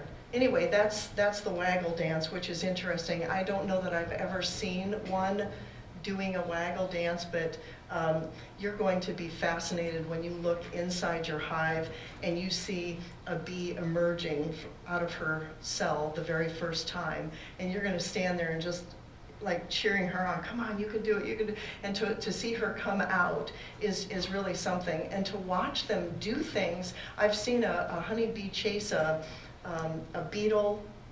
I've seen all kinds of things, you know, dragging out the dead bee, fighting. Anyway, but I've never seen a waggle dance. Okay, the life cycle is kind of short and sweet. It is, it's all about, it's focusing pretty much on the worker bee. So we've got a queen, we've got, you know, 50,000 very busy workers, we've got 500 drones, 9,000 hungry larvae, older larvae in pupa in sealed cells needing to be kept warm, and 6,000 eggs. That could be your typical hive in the summer. And honeybee, if you ever see it written honeybee all one word, that's really not accurate. Entomologists use the term honeybee in two words simply because a honeybee is a true bee. And so that's why you'll see it should be 2 words, not 1 word. But anyway, I kind of like that little fact. There are anywhere from 30 to 50,000 bees in your hive at the peak in the summer. And there, of course, the queen, she's not easy to spot sometimes, you know, when your frame is covered with bees, but it's a lot of fun when my husband and I are standing there, one of us will go, there she is, you know, it's just kind of exciting. But the drones make up about 1% of the hive, and the workers, the females workers are the other 99%. And of course with this, I like this picture because you can kind of see the size relationship to each other. Our little worker out here, the blockier drones, and of course the long queen. Whether it's a feral beehive or a managed beehive, they use hexagons. And I think, I'm not sure when I'm supposed to be done, probably pretty quick, so I'll make this really quick. There is this thing called a tessellation where, like a triangle, a whole bunch of triangles will fit together and fill up a flat plane. And that's called a tessellation. They all fit together, they don't leave any gaps, they don't overlap, and that's what honeybees this is a tessellation. There are no gaps, no overlaps. Why do they use a hexagon? Why not a triangle? Why not a square? They tessellate the plane too. Why a hexagon? Well, to make it short and sweet, a hexagon actually has more space in it than a triangle or a square, so they can store more nectar in it. The brood has more room to grow in it, and surprisingly, a hexagon takes less wax to build. Steve mentioned it, we mentioned it, I mentioned it before, that it takes a lot of resources to make that wax. So if it takes that much resources to make the wax, then use it in the most efficient way possible, and that's with a hexagon. So that's why they use hexagons. You have 4 stages. This is a complete metamorphosis from egg to larva to pupa to adult. And the larval stage looks nothing like the adult. That's why it's known as a complete metamorphosis. So we've got no sound, but I've got a loud voice. So here we go. Stage 1, the queen lays those eggs, 1 in each cell, and they will hatch in 3 days. The larval stage, these are the larvas, the larvae. They look like little white grubs. And I'll just keep going. Let me let this in. Oh, hang on here. They look like little white grubs as they grow. And once they reach a certain point, after 5 days of eating and growing, the worker bees, and those numbers differ if you're talking a worker bee or a drone or a queen, but I didn't want to put all those different numbers in there, but suffice it to say somewhere around 5 days of eating and growing, they seal that. And what happens, which I was kind of surprised about, is that the worker bee spins a cocoon around itself and then it begins to change. And what happens is the legs and the wings, the eyes, all of those body parts are developing. And then after about 12 days, she chews her way out and emerges. If she's a queen, she'll begin laying eggs in 2 to 3 weeks, and she can live for about 4 years. The drone, and I did, when I wrote this, I only knew that their task was to mate with the queen. However, they do have one other job. They have been observed helping to cool the hive, which is called fanning, and thank you. And a drone will do that. It's for, they want a cool hive also, so they're willing to put in the work to help cool down the hive. The worker has lots and lots of tasks. If she's born in the summer, she lives 4 to 6 weeks. If she's born in the fall, she lives 4 to 6 months. And that's because if she dies after 4 to 6 weeks, the queen is left alone. She dies too. You've got to have workers to keep that queen warm. And so that's why they live 4 to 6 months. So here we go. When they first emerge, They're known as house bees. And so let's take a look at what they do inside the hive. They are age dependent. They're not going to be, they do not emerge and go and become a field bee immediately. They kind of work their way up to it, but they're going to go back and forth through all of these tasks that I'm going to show you here in just a second. Housekeeping is one of the first things, cleaning out those cells. She's going to be doing that. Undertaking, bees die. They do not want dead bees in their hive. So what they do, you know, if their job is an undertaker, they carry those bees out, the dead bees out. Working in the nursery, feeding the larvae, keeping capped brood warm, those are all nursery tasks. Attending to the queen, that's another thing you're going to see when you're observing in your hive, is you've found the queen and you're kind of watching her, and pretty soon she just stops. And all these attendants circle around her. And what they're doing is they're grooming her and feeding her, removing her waste. They're just taking care of the queen. And then she moves on. Going grocery shopping. This was interesting to me as well. The two bees right here could be exchanging nectar. When that bee is out, that field bee brings back, you know, I told you that she fills her honey stomach, she comes back to the hive, she will literally pass that nectar onto another house bee. Now that house bee's saliva enzymes get mixed into that nectar as well, which only makes it that another layer of that superfood that honey is. That house bee could very well pass it on to another house bee before it's ever stored into a cell. And but so that's going grocery shopping. Some of the field bees will come in and they'll pack the pollen away themselves, but they will pass that nectar on to a house bee. Fanning. Now, if you notice, look at their position, look at their abdomen, see how far down it is? It's not like the other one that was, you know, her abdomen was straight up in the air. This is fanning. You're going to see workers along the outside of your hive when it's really hot. They're fanning, they're drawing that air into the hive. They're gonna be fanning in the hive as well to move that air up through and get that hot air out. They're also going to be up in that nectar in the supers, and they're going to be fanning around that nectar because they're drawing moisture out of that nectar. If there's too much moisture, they're not going to cap it. And that's interesting. If there's too much moisture, that honey will spoil. They know exactly when enough moisture has been brought out of that nectar so that it's called ripe and it's ready for that cap. They become master builders, again, with the flakes that the young ones secrete. Guarding the hives, it's kind of fun to watch the guard hives, but boy, do we have some who really take their job seriously. And they'll if you're doing something around, my husband was around the corner of the barn, clear down the end, doing something that a guard bee heard and didn't like. And she came around that corner and buzzed him until he quit. And fine, and then he went back to work. She came after him again. Fine, I'll do it another day. But she just didn't like it. Okay, at this point, our house bees can become field bees.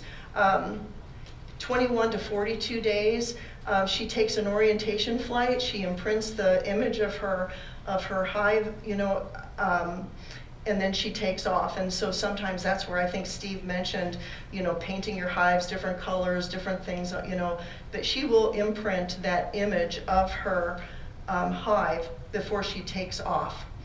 And she will gather nectar, pollen, lots of water, lots of water. So you better have some water sources. If you don't have enough water sources that they like, they will go find your neighbor's pool. So if your neighbor has a pool, they are not going to like you. So, and then also resin collected from trees. They need all of those things in their hive.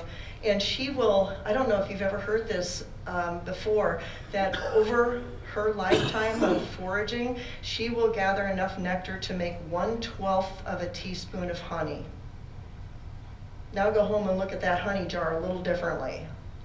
She lives her life and she has made 1/12 of a teaspoon of honey. And foraging is really, really dangerous because bugs, dragonflies love to snatch bees, you know, out of the air, birds. Okay, and then she will work. She will be a field bee and she will work until the day she dies. And the worker born in the fall will live 4 to 6 months, like I said before. She will continue doing what she did before, gathering the nectar and the pollen, keeping that hive clean, creating a cluster when it's cold to keep that queen warm who's in the middle of that cluster, feed the new brood in the spring. I think that's pretty cool. She's helping to raise the next generation. And then she dies, which I don't care for, but that's called the cycle. I am Rebecca Samaji. I'm a little bit different than some of the other club members. Most of my experience is actually more educational. So I'm in my 2nd year of the Master Beekeeper program. And my experience with bees has come largely from working with my mentor, Mark Kilty, on his hives. So for the educational knowledge, I've learned it from the textbook. And I'm here to kind of run you through what a year of beekeeping will look like. But for the practical knowledge, we can always lean on some of the other beekeepers if you have a question that stumps me. So I am just going to literally take you through kind of a calendar year of beekeeping. So beekeeping really is a year-long hobby. You obviously are going to have some times that are a little bit more busy and sometimes that are not. But you really should be kind of keeping this in mind all year long. So starting right now, so January, February, we are in our getting ready phase. So we are going to be doing research, taking inventory, doing all different kinds of things to prepare us to have the most successful beekeeping season that we can. So first, you're going to do your research. I recommend starting off at our website, which is hoibs.org. Along the side here, we have been curating this little group of different websites that have information for you about all the different facets of beekeeping. So anytime that we find something that has really good information, we go ahead and we add that link to our site. So this is one that you can bookmark to always go back to and know that you'll have those links to other sites readily available for you. In addition, start to take inventory if you already have some of your equipment or purchase equipment. So Steve went over some of the things that you're going to need to have as far as woodenware, but you'll want to make sure that you have some of the other basic tools as well. You'll want your smoker because the smoker helps to calm the bees when you're going into the hives. It kind of disguises that pheromone that they send out. So if anybody sends out an alert, you're disguising it with the smoke and calming them down a little bit so that it's easier to handle them. So you always want to make sure that you have a smoker. The hive tool to help you pry apart the smokers. We talked about propolis, how sticky that is, and the wax. So you want to make sure that you have a tool that's going to allow you to get in there. Bee brush, which is specifically made for sweeping bees off of surfaces. You want to be really careful when you're sweeping your bees though. With all that sticky stuff around there, you can kind of roll them over and accidentally kill them, and we want to try to prevent that. But the bee brush is a gentle way to just kind of knock them out of your way when you're trying to do some work. The veil is the minimum amount of protective clothing that you want to use. As Steve said, it's not fun to get stung in the face, and one of the first things that Mark had taught me is that bees are going to instinctively go for your eyes because that's what they would do for a bigger predator out in the wild. So if a bear is attacking their hive, that's the most, that's the easiest spot for them to get to on them. So definitely always make sure that you're wearing a veil. Most of the beekeepers I know also wear the jacket as well. Down at the bottom you can get the head to toe bee suit, but that's really hot to wear throughout the summer, so it's not necessary. But if you do have bees that are maybe a little bit more angry, as there are different breeds of bee that you can get, if you are handling one of the angrier breeds, you might want the bee suit. And then of course the gloves to kind of prevent the stings to your hands. As Steve had mentioned, those nitrile gloves are the best really for that. The big leather ones are just hard to work with. That's another thing. You could accidentally kill a bee if you're trying to move something around in gloves where you can't really use your hands, especially for somebody like me with tiny little hands. And then making sure that you have all of your woodenware, of course. You also want to make sure that you assemble your frames and your hive well ahead of time. It would really stink if you get your bees and then you have to have them sitting there in the package while you're trying to assemble something. Maybe something goes wrong. It's really much better to utilize this slow period to go ahead and get your hives assembled ahead of time. And then, of course, you need to get some bees. So there are a couple of different sources that you can go to get your bees. You can buy established mature colonies.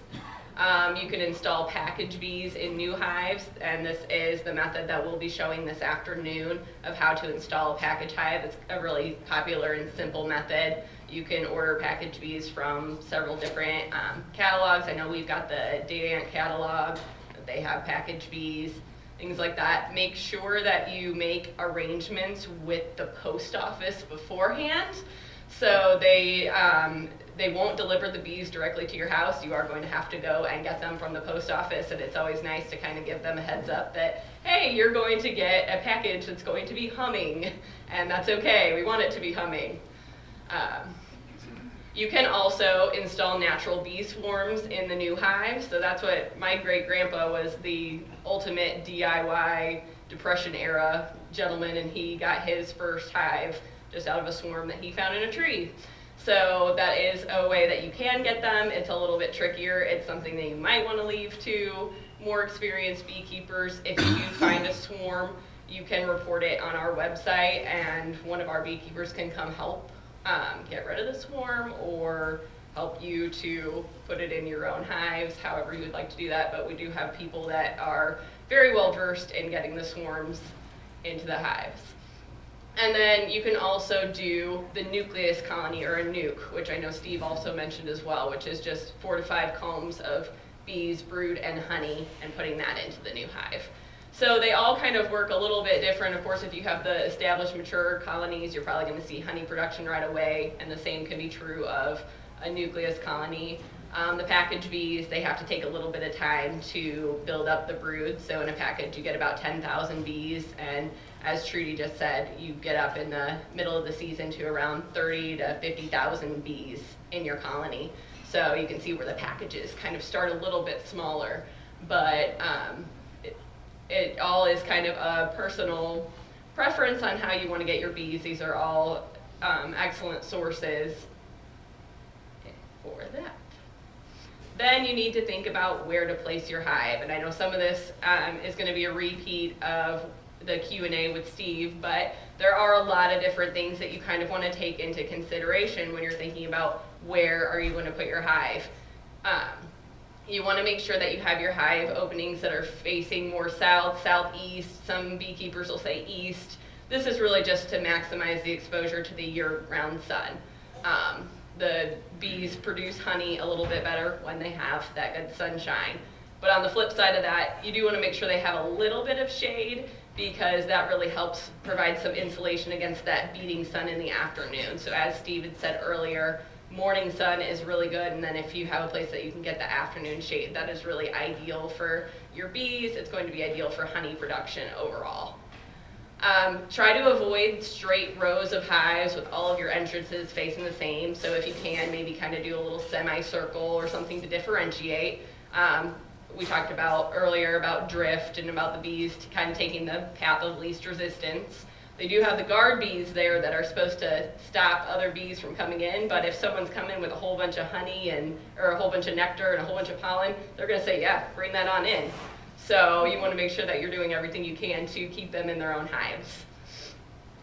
Also try to have maybe a wind block protection from the high winds. You don't want your hives getting knocked over, making sure that it's really sturdy, but generally you want your woodenware up off the ground a little bit, just to make sure that none of the ground pests can get in there.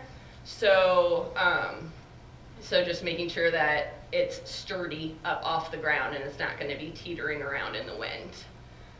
Making sure that you're not directly under trees, you're not near crop fields or by other fenced-in animals. You could attract ants, you could be putting your bees near pesticides, or you could cause some other potential disruption for the bees. There was a master beekeeper in Texas who told a story about how he had free-range chickens on his farm. And he didn't think anything of that, except any of you that know anything about chickens know that roosters love to jump on things and crow. And so one day he had a rooster that jumped up on his hive to crow. He knocked the hive over. Well, bees didn't like that very much, and so bees came out, they stung that rooster to death, and then because the pheromones with the attack were going so much, they killed every single chicken in that yard. So, it is really a good idea to make sure that you are at least blocking your other livestock or animals from getting into your bee yard to prevent any kind of catastrophe like that from happening. That's a very extreme example, but once that alarm goes up in the bees, they frenzy, and they will go and they will take out any perceived threat. So just kind of keeping that in mind, because I know a lot of people that are looking into bees already have some established farms, some established livestock.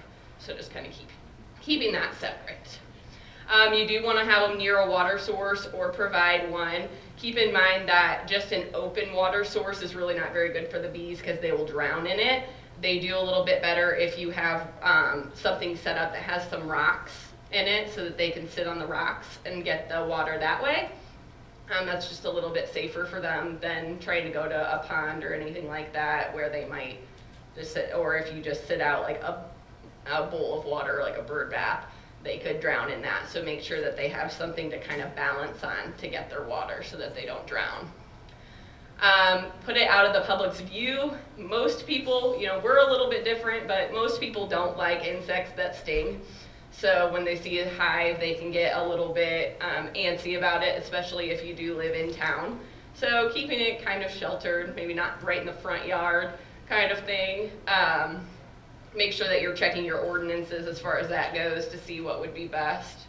And then making sure it's easily accessible. You're going to be lifting these boxes that are either going to be full of honey or full of bees, so you don't want to be standing up on a ladder to get to your hives or anything like that. You want to make sure that it's easy for you to access so that you're not hurting the bees, hurting yourself.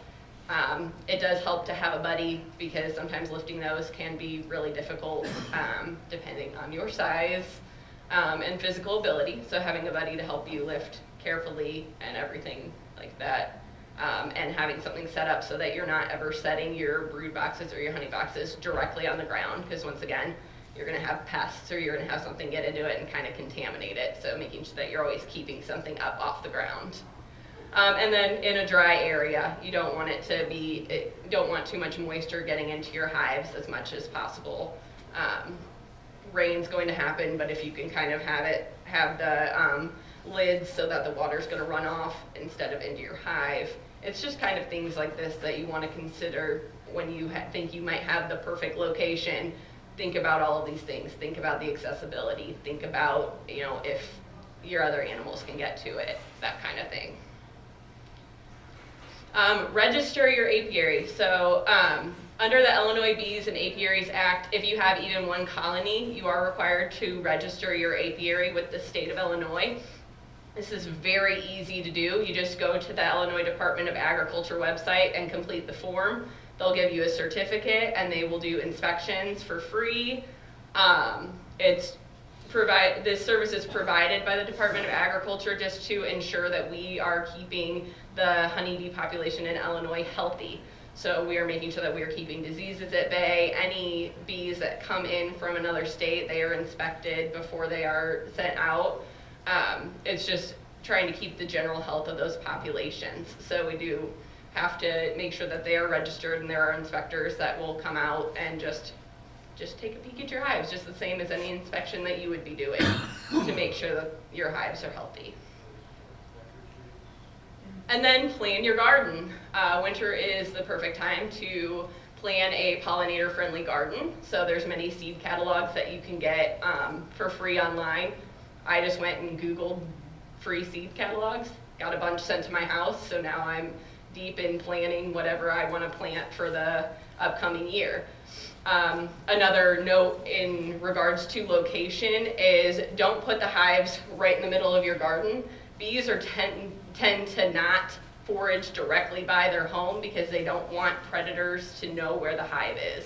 So if you can kind of give them a little bit of distance, they would rather travel to get the good stuff than to have it leading right to their honey and their home.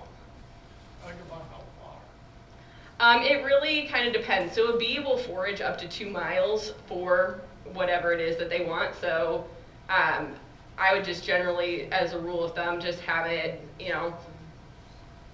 30 to 40 feet away from your garden, just so, if the hive is here and your garden's right there, the bee's not gonna generally pollinate. You'll have other pollinators that'll hit that garden, but your bees likely will not, because they will not, that's leading somebody right to their front door.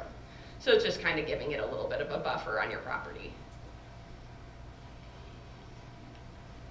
And then if you already have hives in January and February, this is what they look like. So this is a thermal image of the bee cluster within the hive.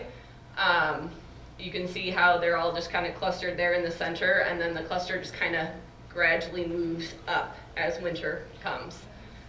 When temperatures are in the upper 40s and 50s, they will take cleansing flights. They will try to get the waste out of the hive, always trying to keep their home clean. And then on those warmer days, you can also make sure that you're feeding your hive using some of the various options. Make sure you're feeding above where the cluster is, because they won't break the cluster to the sides at all during the winter. They will only move in an upward fashion.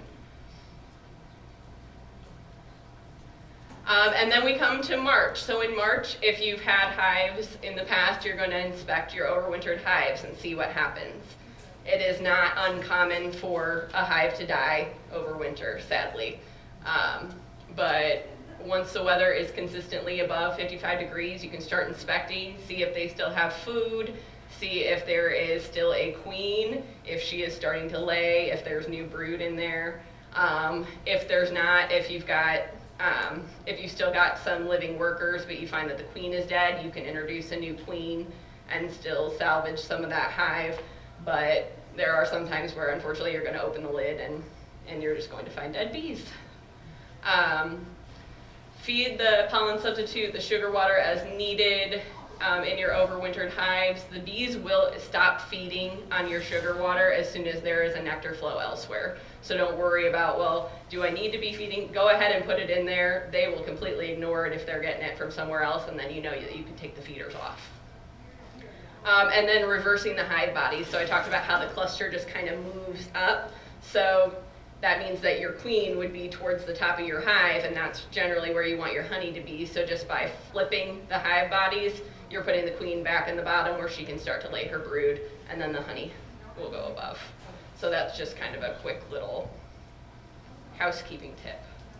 And then early spring food sources that are out there is white clover and dandelions, of course, things that we all recognize. Quick question on the overwintering. Yes.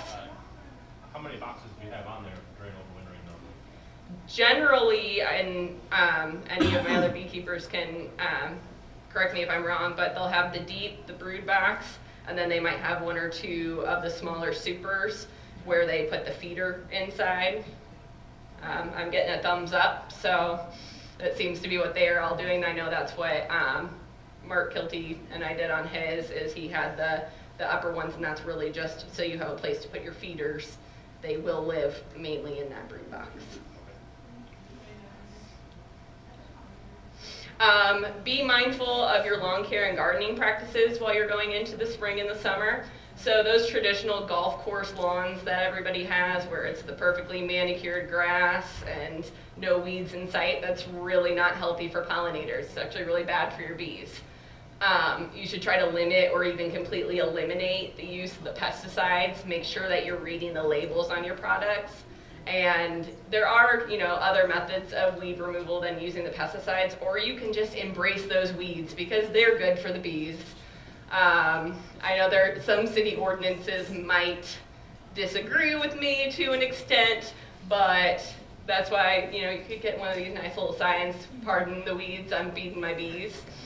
But just kind of keeping in mind that, you know, those manicured lawns, they do look pretty, but they really aren't very good for the environment. So I'm actually kind of transitioning to more of what they call the English cottage garden for my landscaping, which is using a lot of stones to make pathways, because once again, those stones gather the water, so in rain and things like that, so that our pollinators can drink. And then I'm just kind of eliminating some of the grass that really doesn't do anything for anyone. So April is when you are going to look at installing your package bees. So you're going to wait for a nice day where it's not raining, and then install those. So like I said, that's going to come, that'll be about 10,000 bees. The installation is going to be shown this afternoon, so I'm not going to get into how we're actually installing them. But after you install them, then you're going to start to inspect them approximately every 7 to 10 days, all season long. The exceptions to this can be when you know that there is an abundance of nectar out there, so you know your bees are working.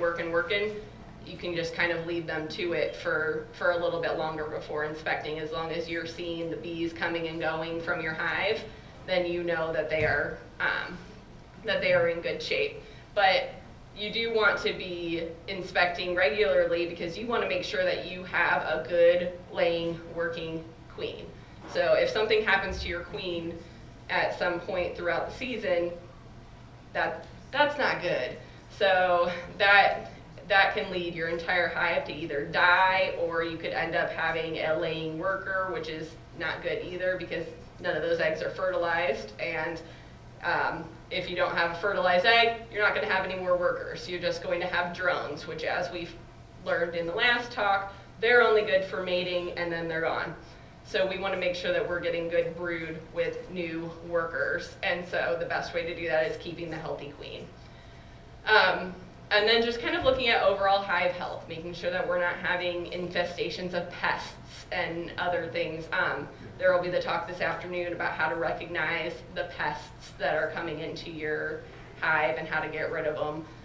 It's not an if you're going to get a pest, it's a when. And so there are just management techniques for how to keep that a little bit lower.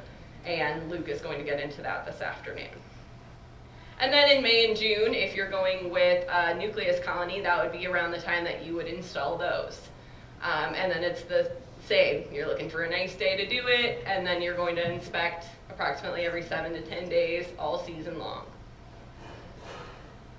Then in July, it's hot.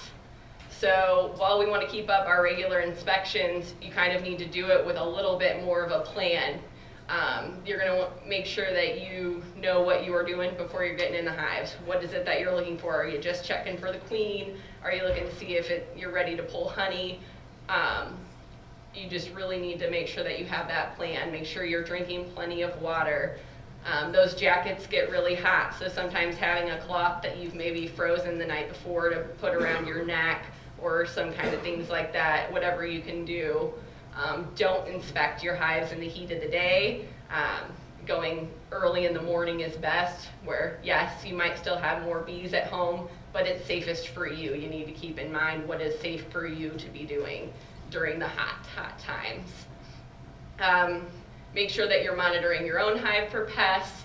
Make sure that the bees have plenty of water available. At this time, sometimes we're not getting a lot of rain, so we might have to be making sure that we are putting out a water source for our bees as well. And then when the bees get hot, it's kind of a funny thing. They might beard, so it kind of looks over here like the hive is wearing a beard. It's just something they do to keep cool. They're fanning each other while they're in that, but it's just a fun thing called bearding. And then a more advanced beekeeping thing is in July, sometimes you might make splits. So if you have a hive that is just really producing well and you have a lot of workers, you're up to the point where you have 50, 60,000 bees in there, sometimes you can actually split your hive in two and give one of the hives a new queen, and then you've got 2 good producing hives. But that's a little bit more of an advanced idea that any of the other beekeepers could help with if that's something that you think you need to do in the first year. With package bees in the first year, you probably won't get up to a population where it would be necessary to split. But any of those colonies that you've overwintered or anything may get to that point. Summer food sources, you've got ironweed, any pollinator gardens that you or your neighbors have done are all things that are feeding your bees at this point. And then it's also time for honey. So in July and August, during those high nectar flows, the bees may create an excess of honey that you will be able to harvest. And now I just want to kind of put out there that while honey harvest may be one of your goals, your main goal is to have a healthy colony that can last the winter. So while you're harvesting your honey, you want to make sure that you're not robbing them of anything that they're going to need to survive over the winter. Generally speaking, if you have a big excess of honey in July or August, you're okay to pull those honey supers and harvest that honey, because there will be other sources of pollen and nectar that will help them in the fall to build up their stores for winter. Yes? So it's kind of something where they're talking about how after it takes about 3 years to know things. It's kind of one of those things that you're going to know with your own colonies. Sadly, you're going to kill a lot of bees before you really find out how to do this perfectly. And even then it won't be perfect because every colony is different. But generally speaking, like if you're at 4th of July and you've got a honey super up on the top that you can tell is all that is capped honey and it's super heavy, you can take that, and they have plenty of time to replenish those stores. But when you're getting towards the end of August, that's when you need to be thinking about the fact that colder weather is going to be coming, less opportunities for them to forage, and so less opportunity for them to replenish those stores. So 4th of July is when a lot of the guys around here like to start pulling their honey. So, anything else on that? All right, and then August and September is when you're going to start treating for pests. So after you've pulled your last honey super, now it's time to treat. You never want to treat before you pull honey for consumption. That is very important. As much as we try to do everything all natural, there are some treatments for pests that you do not want to be eating. So just make sure that you have pulled your last honey super before you start treating for anything. If you have an infestation that's maybe a little bit more serious early on in the year, you just might not be consuming any honey pulled from that hive. But it's just kind of important to keep track of that. And like I said, this afternoon you're going to learn more about diseases and pests and how to treat for those. But this is the time of year that you'll be doing that, is August, September. Fall food sources are goldenrod and aster, and these are the ones that help them to build up those good winter stores. A lot of people will even say like goldenrod honey is not super tasty, so it's good to just go ahead and leave that for the bees and let that be what they eat over the winter, since it's not very tasty for us. I'm sure that's a personal preference, but I have heard that from more people than not, that it's not tasty, so. And then we kind of run into maintenance mode. So starting in September, October, we're going to start doing some hive maintenance to set them up for success over the winter. You want to make sure your hive is well ventilated, but really that's an all year thing. We're always making sure that we've got good ventilation. We're trying to minimize the moisture buildup. We're going to start feeding sugar syrup again, but it's a different ratio than what you feed in the spring. So this is a 2-to-1 sugar to water syrup. Stop feeding if it drops below 40 degrees or when the bees stop taking the sugar water. You could create a mold issue if you're leaving the water in over the fall, winter. So it's better in the pollen patties and more of the solid foods are better over the winter time versus the water, which can freeze, thaw, and create that mold. So just kind of keeping that in mind. And then you're also going to want to put on a mouse guard, because come fall, the mice are looking for somewhere warm to hunker down for the winter as well. And a hive is a very attractive option because not only is it warm and covered, but there is all the honey that they could possibly want to eat, and that is not what you would want There's no quicker way to kill off the bees than to have a mouse eat all their food before you even make it to winter. So make sure that you are putting the entrance reducers and the mouse guards on there, remembering that mice are basically liquid and they can kind of get into even what you think are the tiniest openings.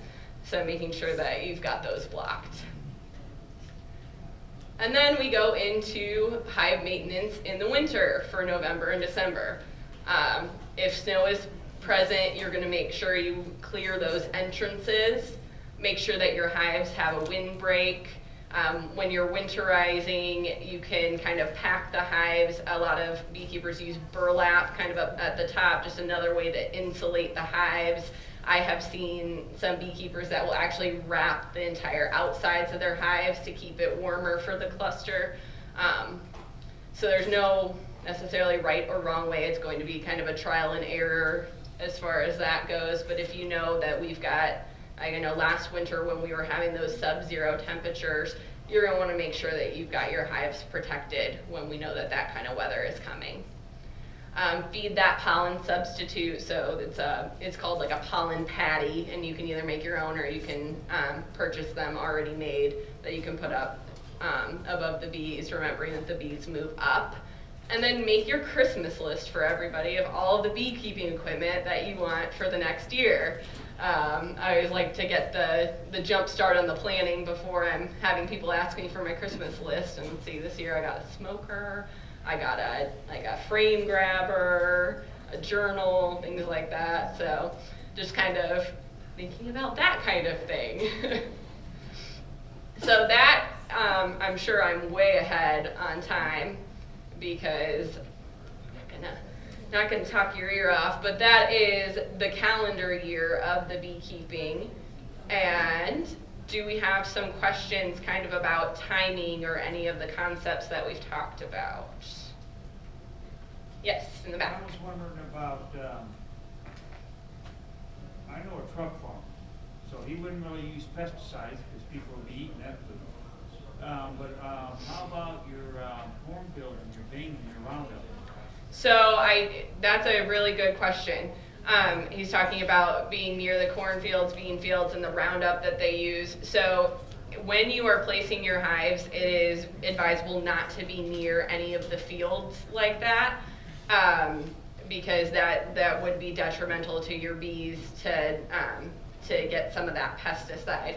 There are some practices going on right now where farmers are trying to be more cognizant of beekeepers, but they have to know where the bees are. So if I'm not mistaken, it's called Bee Watch, and you can actually put your hives on this program. So it's done by, like, is that what it's called? Drift Watch. Drift Watch, sorry. And so you can get your hives noticed on there, so when farmers are looking in the area, then they won't treat directly near your hive. So it's something that extension offices kind of across the country are working on, because this is kind of an ongoing issue. But when you are thinking about where you're placing your hives, making sure that you're not right next to the fields and not directly near where you could get that pesticide. Yes? When you say right next to, because we also have a lot of fields around us and Mhm. stuff. So, like how far away when you say not too close? Is there a general range for that? Guys, do you know what a general range for, she's asking like how far away from those fields would you want to be? I guess my thoughts on this is if you can talk to your farmers, your neighbors, and find out, if they're going to spray, if they are going to spray, they need to let you know so you can cover your hives. Okay, if they're going to spray fungicides or things like that, it's best you can just take a blanket or something like that and cover your hives for the day, and then let them spray, and then take your blanket off of the hive, because you really need to get to know your neighbors. I mean, that's really important. Trudy's gonna. Okay, I live between Morton and Washington, and we are surrounded by fields. Fortunately, just northeast of us and south or northwest of us and southeast of us, we have a lot of trees. And so that's where our bees go in the spring, you know, for foraging and that kind of thing. But I did just exactly what you said. When we got bees and I saw a farmer in a field, I parked the car, I'm running out into the field with my paper and pencil, and I gave him my name, my cell number. I said, please call me when you're going to spray. I have bees right over there. And I mean, I couldn't contact everybody within a 3-mile radius because that's how far your bees are gonna fly, but at least right around me, that's what I did. I had more than one farmer tell me, I don't do my spraying. I don't know when they're gonna spray. FS sprays, early bird sprays, and I'm going, oh great.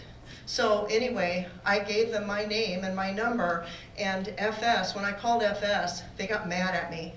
And they practically screamed at me on the phone, and he said, I don't have that kind of time to be calling beekeepers before we spray. And I thought, well, okay. You know, I mean, what are you gonna do?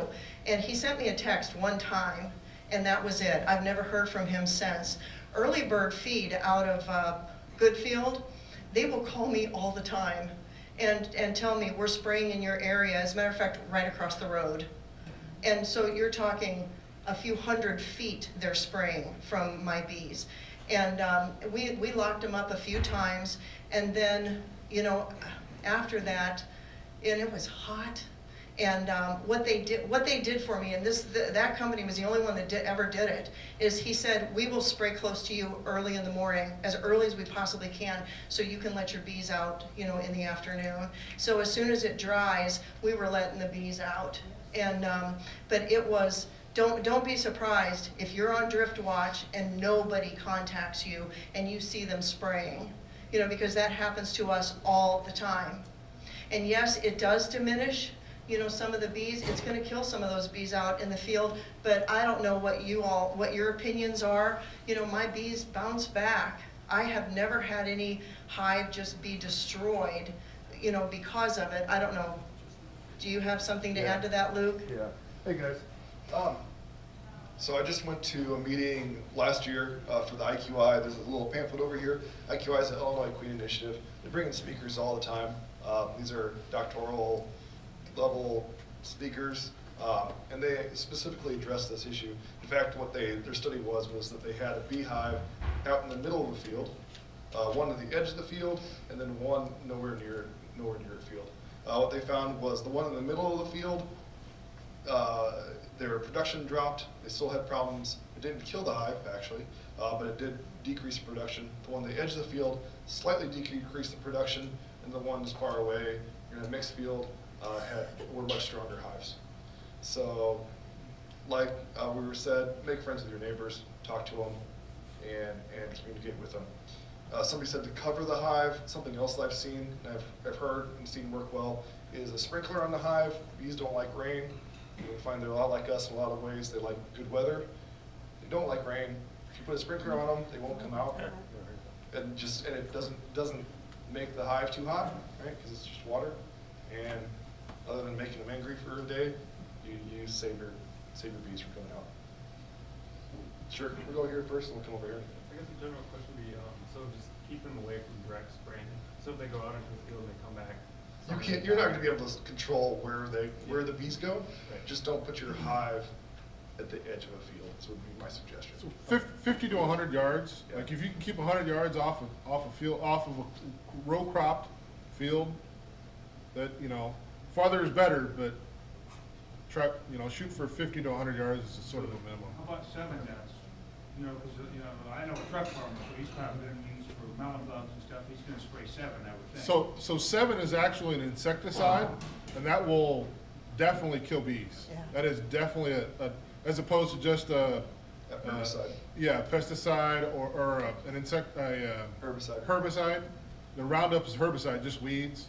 Or fungicide, beans get fungicide. You got to remember, corn is wind pollinated, so the bees really have no reason to be in a cornfield. So you're just looking at direct drift of the spray onto the hives, because the bees really have no reason to go in a field. Beans may provide a small pollen source later in summer, I've heard that organic beans will provide a better pollen source, but really a GMO bean that is grown in a lot of the area, again, it just doesn't provide a resource that the bees are interested in. So again, they really have no reason to be out in that bean field.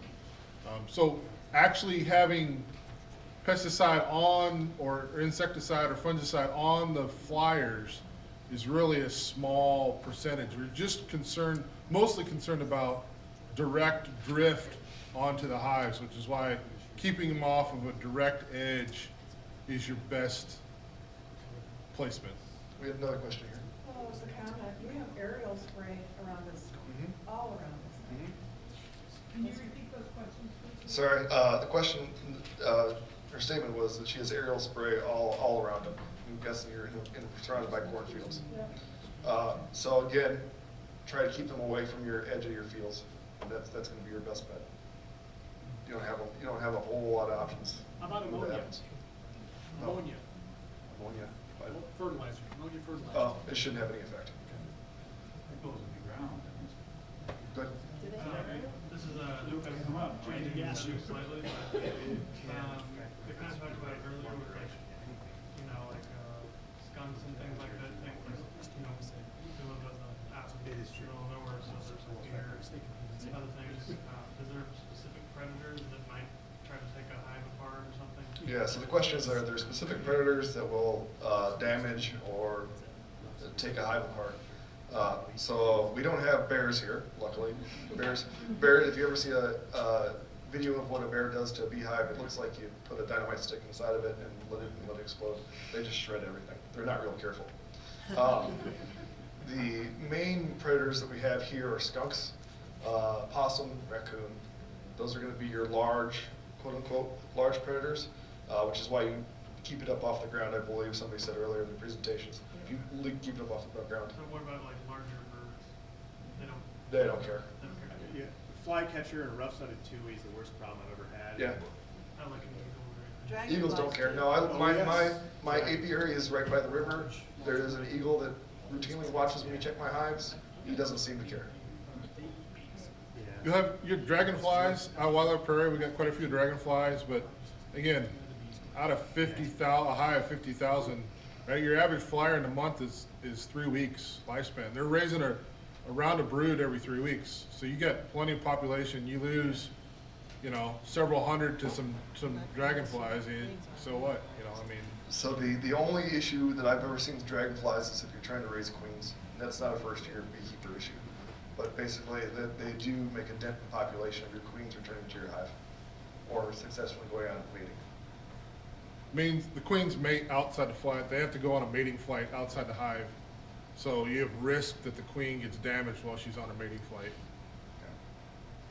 Those are good questions. You got more questions? Go ahead.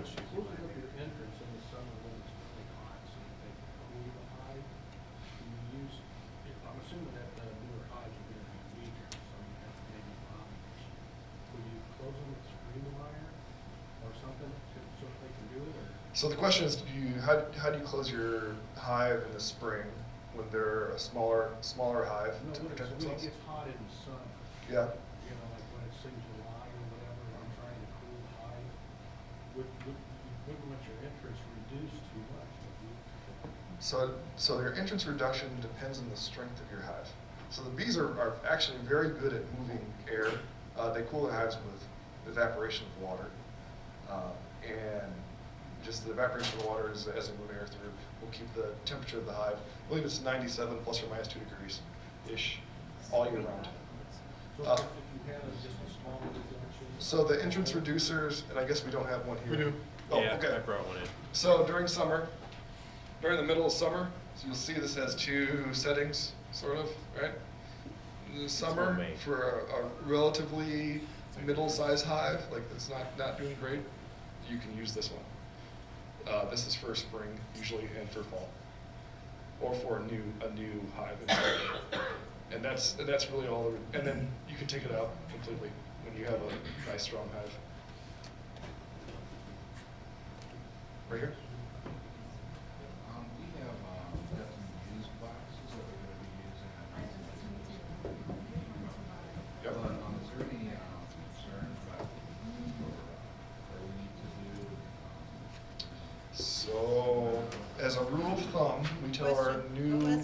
beekeepers. So the question is, can you use used boxes? Is a breakdown of the question. So as for new beekeepers, we tend to steer you away from used boxes. When you get to mine, you'll see there's a lot of diseases out there for bees. Diseases, depending on what kind they are, can carry over from box to box. Some of them can last for up to 50 years. So you can try to sterilize the equipment with a torch, with a acetylene torch, or just a propane torch. Thank you. You can scorch it inside the box. I would not reuse frames if I don't know that beekeeper really well, so I get my own frames. But that's my personal opinion on it. Anybody else? We've got all kinds of beekeepers over here. I've bought used equipment in the past. I do not use anybody else's wax, period. End of story. Like, you can keep the frame out. I will strip the frames out and I'll reuse frames. I'll scorch some frames, put new foundation in. Basically, it saves me time. You know, frame is like $1.50 each. It's not a lot of money, but there's a time investment, as I talked about in my little intro. I never reuse wax. I have boxes that I've gotten from several different people.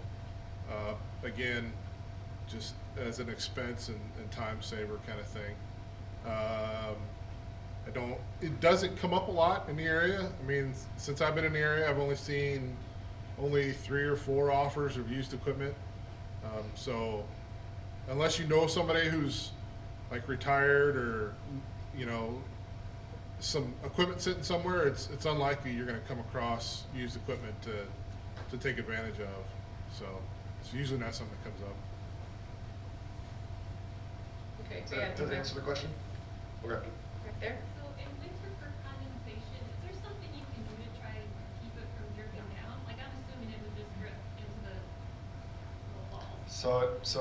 So the question is, in winter for condensation, can you do anything for them? So there are some things that you can do for them. There are boxes. I didn't bring one. Okay, there are boxes called a quilt board or quilt box, quilting box. They're a box kind of like a super size. I used some shallows, which is a size smaller than these boxes up here. And you can put a screen on the bottom. You put wood chips inside. It'll absorb the condensation. It helps them. It's supposed to help them control the humidity level in the hive. There's also Steve's made lids. There's candy boards that you can put inside as well. They sit on top. There's sugar that you put some water and usually some essential oils in. We have a feed over here that can be used. There's also one called Honeybee Healthy. You mix that in. You put it on this little this board, so the bees can crawl up and eat it, but it also absorbs water. So, and then there's also lids that you can do that are angled lids that the condensation should run down the side of the box. Yeah, okay, get the power back up, sorry. Shut her down.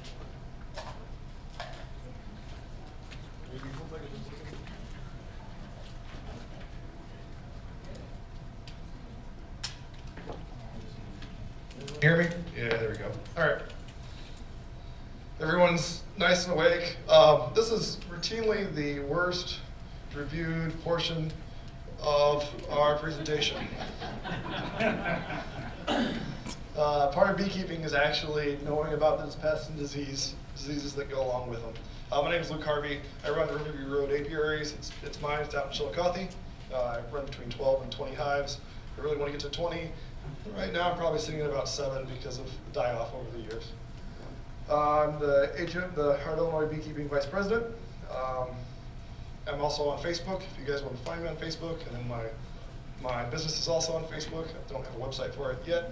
That's potentially coming. But if you have questions or anything, you can call me, you can write me on Facebook, you can email me.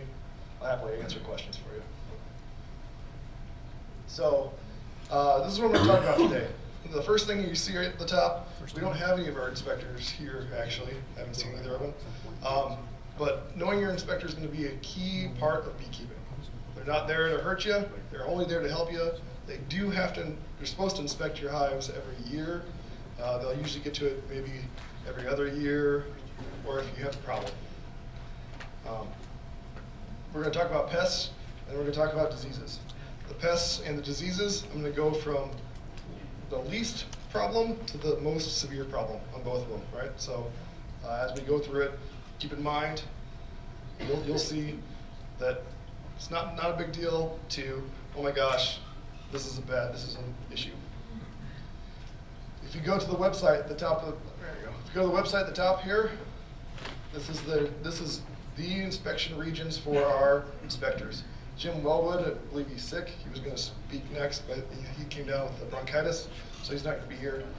He covers our area, or at least my area. Bernie Andrews is in Quincy, Illinois. He covers kind of a split area for this. So these two guys, their phone number, if you call them, they'll answer. They're super nice to work with. They're very easy to work with. They're good guys. A lot of information between the two of them too. So, pests, what are they, right? Something that, an insect, which is kind of interesting, right, because we're working with insects, but it's an insect or other animal that attacks crops, food, or livestock. In our case, it's going to be bees. So this is the first one, the wax moth. Those of you who are fishermen probably recognize this right here, because fishermen use them for small size fish, right? They're not that big of a deal if you have a healthy hive. So I'm going to say that the second part again. If you have a healthy hive, not a big deal. The bees will take care of them. They will push them out of the hive. They will clean up stuff like this. They'll chew it up. This is an infestation that's been there for a while. So if you had put a hive out that was empty and they move in, they will chew up a little bit of the wood. They lay cocoons. It's a terrible mess. It's annoying to deal with. So they like dark places. They like poorly ventilated places. The garage, they love garages. If your garage is closed, you can have moths. You'll have these little tiny moths, maybe the size of a dime, flying all around. Those are wax moths. And they're probably eating your empty hive that you stored in your garage over the winter.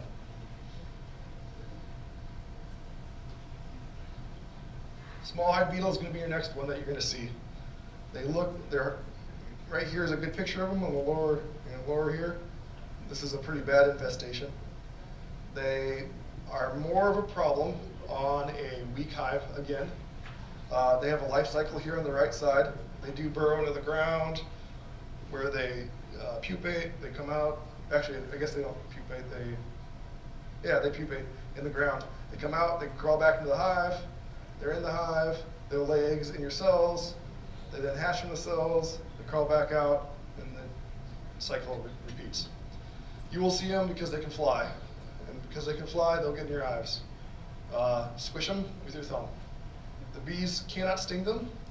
They're too big for the bees to sting. They have a carapace that's too thick. They will herd them into corners though. So if it's a bad infestation, you lift the lid, and the bees will have all herded them into a corner, so they're out of the hive, and then the beetles will see that they're free and they'll scatter everywhere. And you feel really bad because you just undid all the work that your bees did. But if you squish them every time you go in, it's usually not a huge problem. There are ways to deal with them. So keep a strong hive of bees, right? They'll handle most of them themselves. Don't over super colonies. What I mean by this is, if you have a new colony, don't put 2 boxes on. They can't control it, right? They patrol their area. They have a certain amount of population that can successfully keep pests out of their area, out of their home. If you give them too big of a house, it's too much area for them to control, pests will move in around them.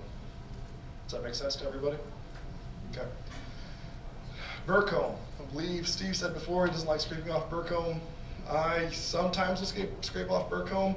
I keep an old Folgers can with a sealed lid out there, scrape off the burr comb, which is the extra stuff they build on top of the frames and places that you don't want them to build, which they will always do. Put it into the can, close the lid. During some point when you melt down your wax, throw it in. Melt that into your melted wax. You got free extra wax. Avoid using old, rotten, cracked bottom boards or boxes, any place they can hide, they'll hide.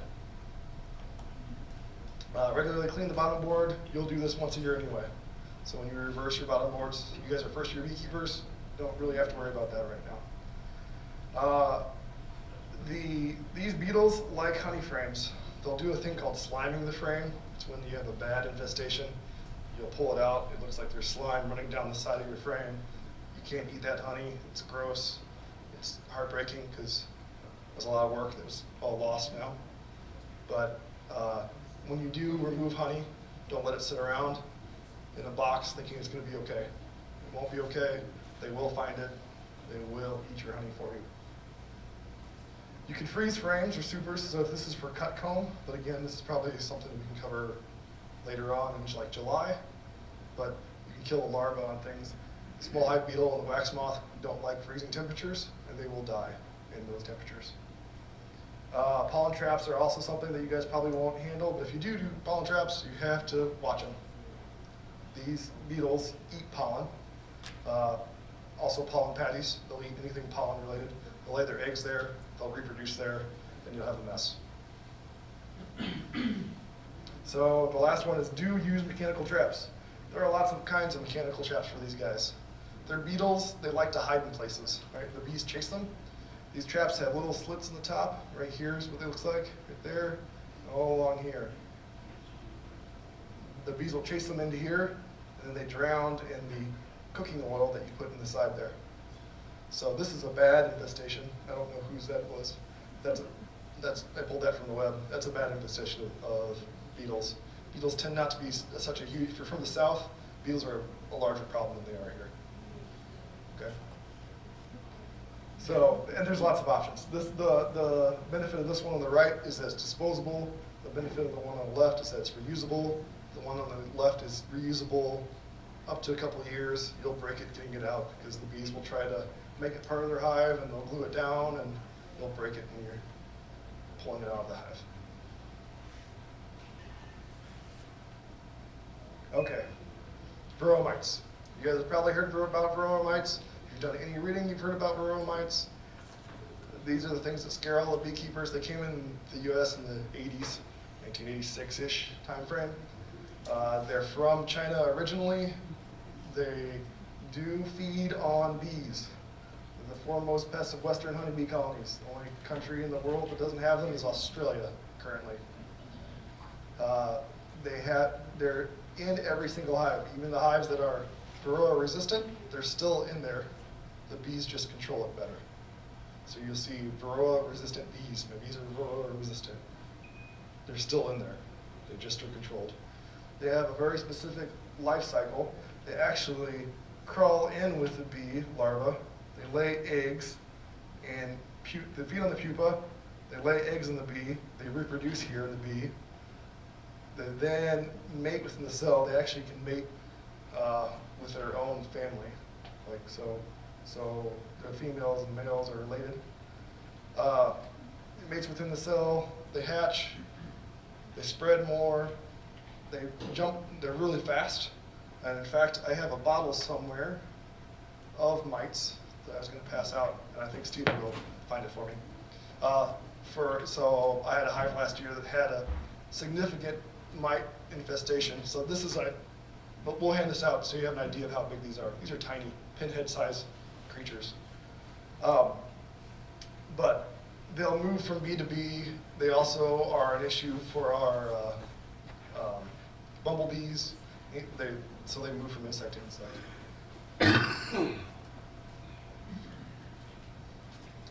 So this is an up-close view of what they look like. This is the bottom of them. They kind of look like a crab. This is the top of them.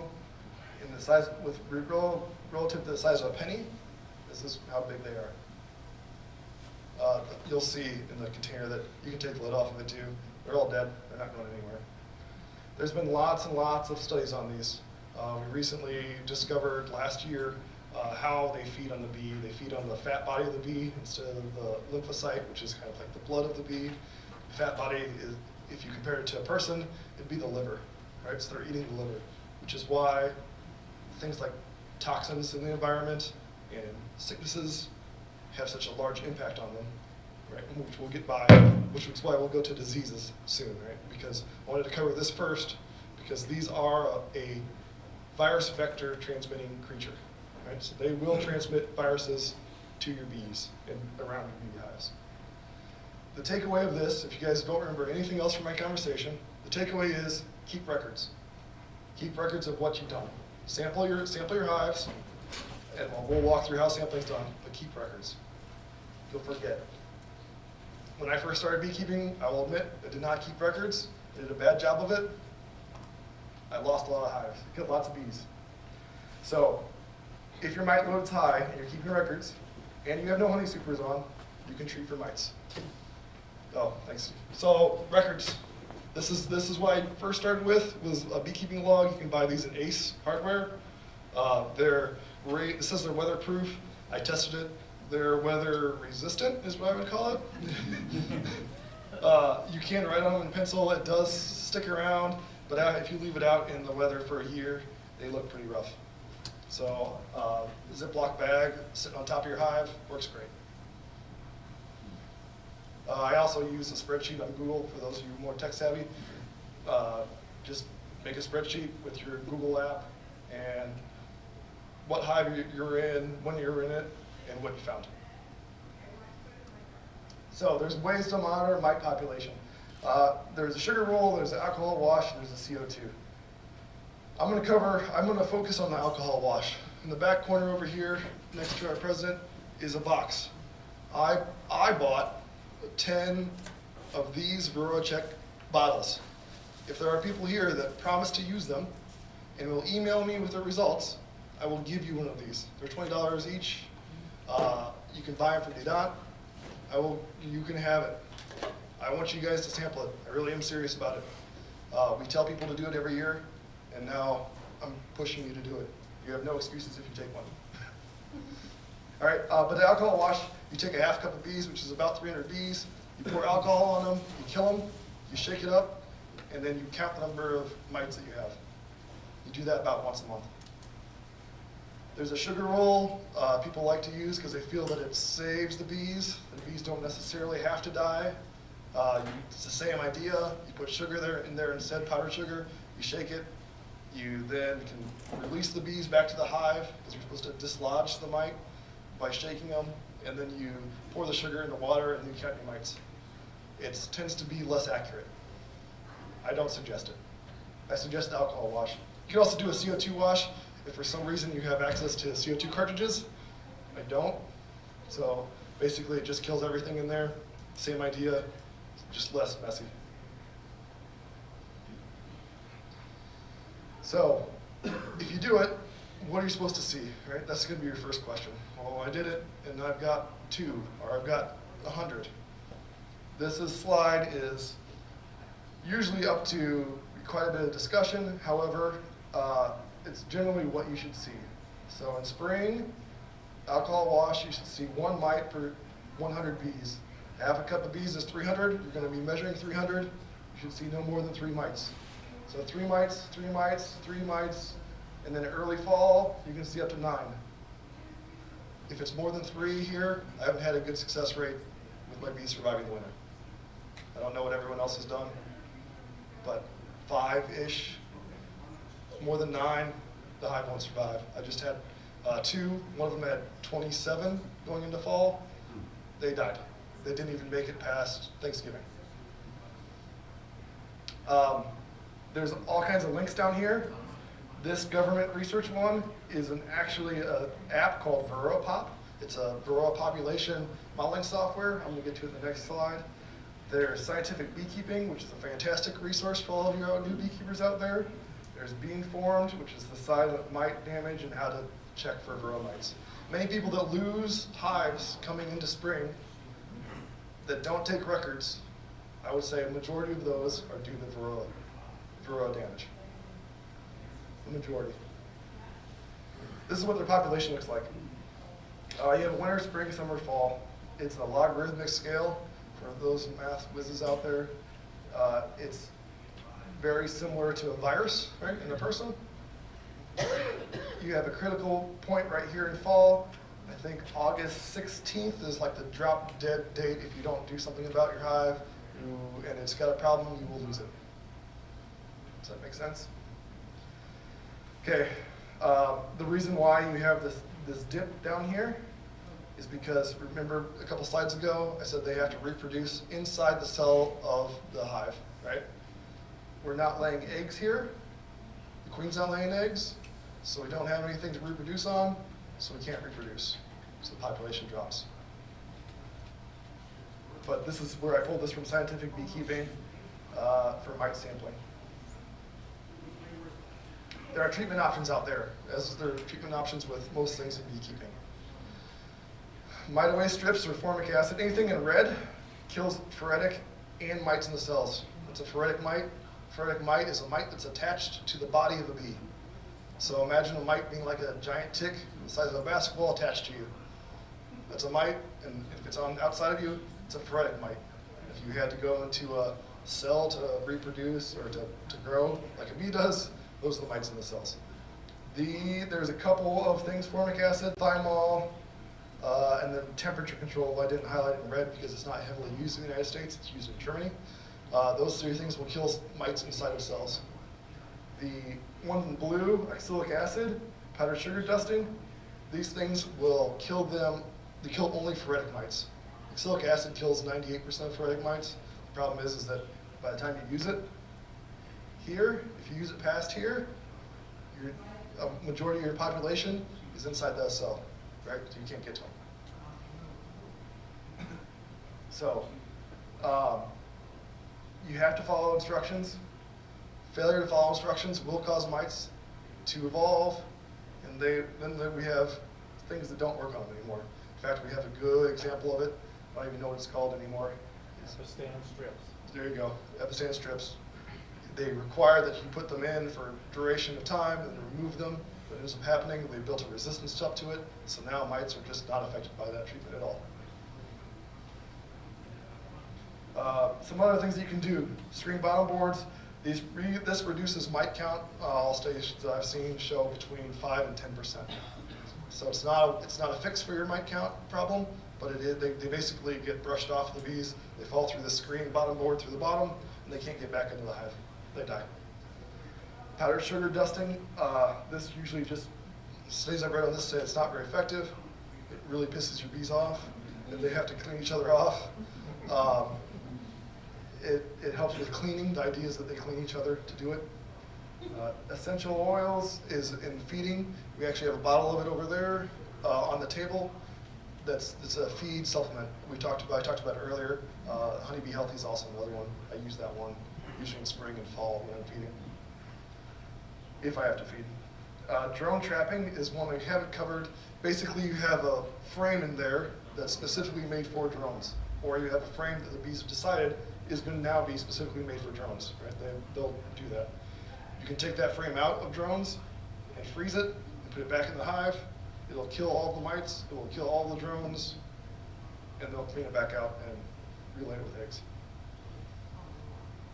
And then the last one is swarming. If you just let your bees swarm, you'll have this delta dip because there's no laying, because it takes about a month for a queen to be born and start laying. Do you have questions? Have I put everyone to sleep yet? Go ahead. You said there was something that they used to actually kill the cells. Yes. Mite away formic acid does. So the question was, is there something that you can use that kills them inside the cells? Yes. The formic acid and the thymol does kill them inside the cells, and the temperature control thing kills them inside the cells. What's the downside of it? They have side effects. Sometimes it'll impact the laying. There are studies that say that it hurts the queen. And if the queen stops laying, then you have a bigger problem. So you're using a small insecticide to kill a little insect on a big insect. So I don't. I use oxalic acid. I use oxalic acid and I measure my mite counts regularly. You can. There are people that do that. They change up their treatments. It's a valid option. Are these slides either going to be available afterward or in the next packet that you guys emailed out? We could probably make them available. I will say that I stole a bunch of stuff online and I didn't credit people for it, so don't resell it. I'm just not, I can't remember all of this. Did you say there's a specific time going to use these, or is it acrylic acid, or is it when you've got a count over the top? Yes. So if your count's bad, right, then your hive's going to require some kind of treatment. You have some kind of action you must take. Otherwise, your count will not get better. Right? The bees won't heal themselves. It's not a healing thing. The varroa mites actually punch holes in the chitin, right? We talked about exoskeletons. They don't have skin like us. They punch holes in the chitin. They eat the liver, we call it liver for ease of use. They eat the fat body. And then if they move or get brushed off, there's still a hole in that chitin, right? So they don't heal like we do either. If you don't treat or you don't do some kind of control, your hive most likely will fail. Now, we're getting into a much larger discussion. There's debates on whether you let those hives fail because they can't control the mite count and things like that. However, they have specific instructions on these mite away strips. There's temperature limits that they can be applied during. You can't have honey on when applying them. There's a bunch of other rules that you have to follow, which is why you must follow the instructions when you apply them. So, yes, I didn't get into depth about it, but yeah, there's stuff that you have to keep track of. What would you drop dead to? August 16th, I think. There it is, right here, August 15th. So I played with the information that I had with this application, Varroa Pop, and August 15th is about what I found as well. Spring, if you got supers on, my count's high, what would you do? I would so the question is, if in the spring I had supers on and my mite count was super high, what would I do? So I don't know if we covered a fume board or not.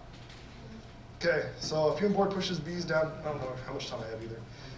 A fume board pushes the bees down out of, it's a board that smells, right now it smells like amaretto. It's really what it smells like. You spray it on a piece of cloth, it's on the board, you put it on top, it pushes the bees down into the hive. I would then take those supers off and then treat the hive.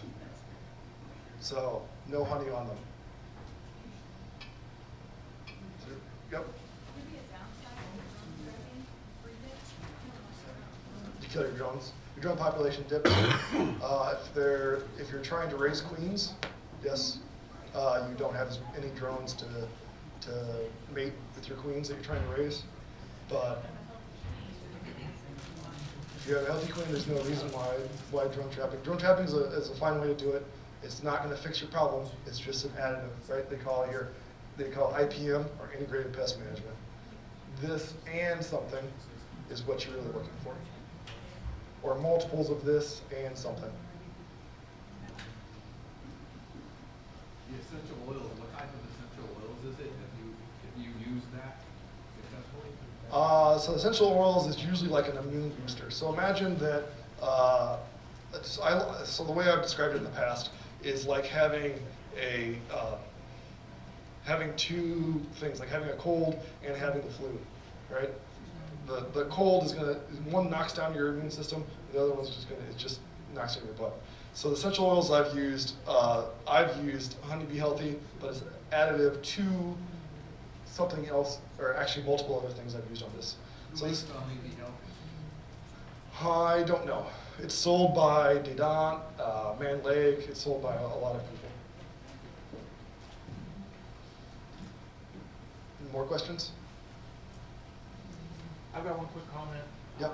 Luke, maybe you addressed it, but when you're doing the alcohol wash, make sure you do not have your queen.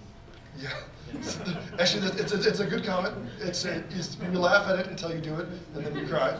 But the other thing to do is, when you're doing your alcohol wash, you need the nurse bees are really the ones that you would like to wash. So you'll have in the hive, the nurse bees are going to be the ones over your brood and over your eggs. So you'll take it out and you'll see them. You'll learn to see them. They also like to attach to drones. So, and the drones will hang out all over the place. But nurse bees is really what you would be taking your sample off of. So come, thanks. Come late spring and early summer, when we start testing for mites out at Wildlife Prairie, I use this method out at Wildlife Prairie, so there's an opportunity to see this hands-on out there if you have more questions about it. And really, seeing it hands-on is really, it's nice to do, because you'll feel bad killing your bees. You'll feel bad killing one bee. It's 5 years later, I still feel bad when I get stung. It hurts, but I also feel bad. And then it's worse. The worst feeling, though, is if you lose a hive to it. Right? It's... Okay, we're going to get into viruses. I'm going to go through this relatively quickly. So remember I said that Varroa spread viruses around. You have other viruses. This is called the deformed wing virus. This bee will not live long if she cannot fly. It's usually caused by a stress. A high Varroa mite population will cause this. You'll see it in the bees. It's pretty clear. It's a viral RNA virus for the biologists out there. This is not a disease that is a problem in your hive. You have another problem causing this disease. Does that make sense? Nosema. As we get out of winter and into spring, nosema is an issue. It's dysentery for bees. It is a problem. You shouldn't treat it. There are things out there that say you can treat it. I would largely not treat it. It'll go away. The bees don't defecate in the hive, and they can defecate in the hive. This is a really bad thing of it, but they usually fly out of the hive to defecate. So when they get nosema, we've flown out of the hive and we're defecating as we go out. Okay. There's a history lesson about this too, but I'm running out of time. You can talk to me about it. If you're a history buff, you can talk to me about this later. European foulbrood. These are the ones I'm going to get into because these are the ones that these last two are relatively scary. People don't like to talk about them, and they can be a problem. This is a picture of, remember I said I had that hive that had high mite count? Everyone remember that? This is a picture of my hive with a high mite count. This is not a good laying pattern. This is a hive that has European foulbrood. It died. They're all dead. European foulbrood is a bacterial infection. Is that caused by, I'm not even going to try to pronounce that, but that's the bacteria it's caused by. Basically, the larvae eat a spore, I believe. No, they're infected. They're infected by this. It's in the food source. They eat the food. The bacteria in their gut for this outproduces their normal bacteria, and they starve to death. It looks like this is a dead bacteria. This is actually an egg. This is a larva. We covered this before, but this is dead. And this is the pattern it kind of looks like. It's a bad looking thing. If you have this, if you think you have this, go back to the first slide, contact your inspector. They're there to help you. Don't try to just say, yep, I've got this. I'm going to handle it on my own. Contact your inspector. It usually, depending on what time of year you'll get it, it can lead to the death of the colony, or the hive. American foulbrood. This is one that you don't ever want to see. When we talk about all of the options we've talked about today, this is the worst of the options. This is caused by a spore. This is why we suggest you guys don't buy used equipment. The spore will last for up to 50 years. It can be spread to bees. It's spreadable. If you do get it, you do find that you have it, you burn the hive. You start a fire, put the hive on the fire, you kill the hive, you burn the equipment. There's no treatment option for this. You don't try to treat for it. If you have something, remember, if you have EFB and AFB, see this difference compared to this? They look very similar. There's a matchstick test for it, but because if you have this, or something that looks like this, you're going to call your inspector. Your inspector will help you. And they will help determine if you have AFB. A matchstick test is a ropey test. Basically, you take a matchstick, you put it into a cell, you squish it around, pull it out. If it's a rope, it's likely AFB. Okay? this is scary stuff. I don't think anybody in our organization's ever had it. I've not ever had it, but I did have EFB. Okay? It can't be cured. It's not stress related. Don't try to cure this. Don't try. I say I'm doting on this point because there are people that have tried to say that I can breed out of this. Don't do that. Don't make that mistake. Okay? Or there known cases in Illinois, are they state specific or region specific? There are known cases in Illinois. They are not state specific. They're all over the country. All over the world, actually. And that's it. That's all I have to cover for pests and diseases. If you can get through those pests and diseases your first year, you're golden. No, but the main takeaway again, test your varroa mite count, know your varroa mite count, and do something about it. Or don't do something. Ideally, right? You test it, you don't have to do anything, right? Because the bees take care of it. A lot of the problems we incur in beekeeping is us being in the way, right? Bees will survive without us. If we can just stay out of their way, don't roll the queens, you know, don't do something we're not supposed to do. You'll do something you're not supposed to do, I promise. I've done it. We've all done it here. But if you just stay out of the way mostly, they'll be fine.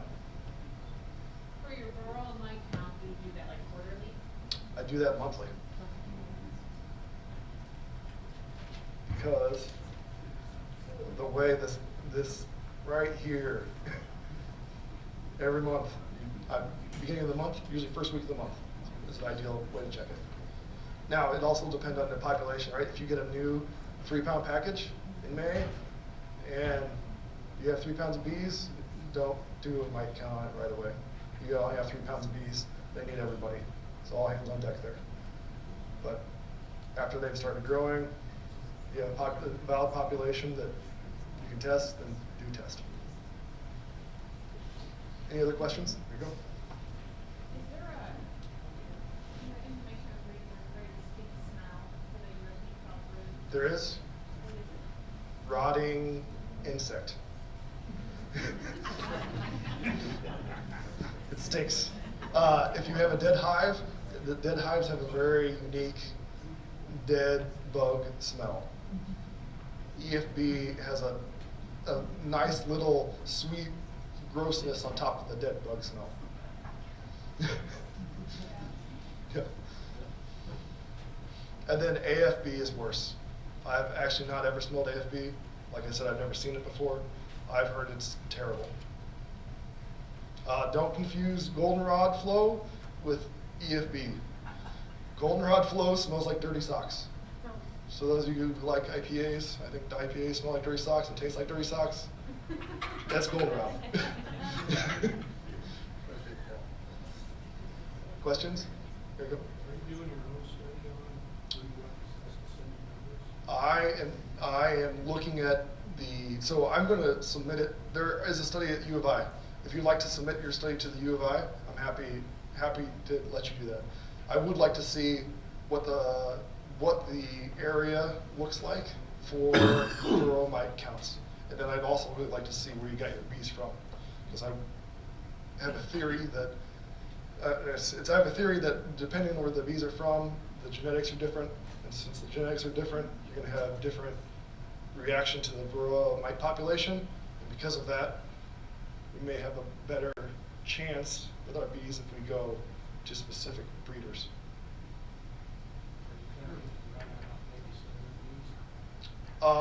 So no, I'm talking. So if you guys ever want to watch a documentary, I'm going to plug a documentary real quick. If you have Netflix, there's one there called Rotten, Rotten, R-O-T-T-E-N. It's on Netflix. The first episode is about honey. It'll show you what happens to the U.S. population of honeybees during the year. So 90-some% of all honeybees in the United States go to California during the spring. So right now they're in California. They move trip back, they go down to Florida, they go up the coast to somewhere in Maine area for blueberries. They also go to Michigan. Evidently, Atlanta is also a major producer of blueberries now. So we ship bees all over the U.S. But the packages that we get in May, all those bees have gone to California. They're all in one area.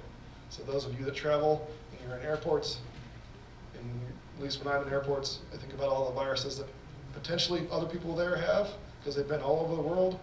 It's the same idea. We put all these animals with all over the world that have all these potential, all over the world, all the US, with these potential viruses and other problems. We put them all in one area, and we spread them all out. And then, right, and then that's what we get for our bees when we order packages often.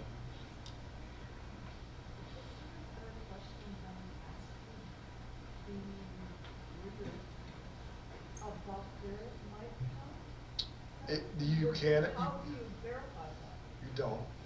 You're not going to. No. You can ask. I've never had one have a good answer for you, or just not look at you funny. Question in the back. Between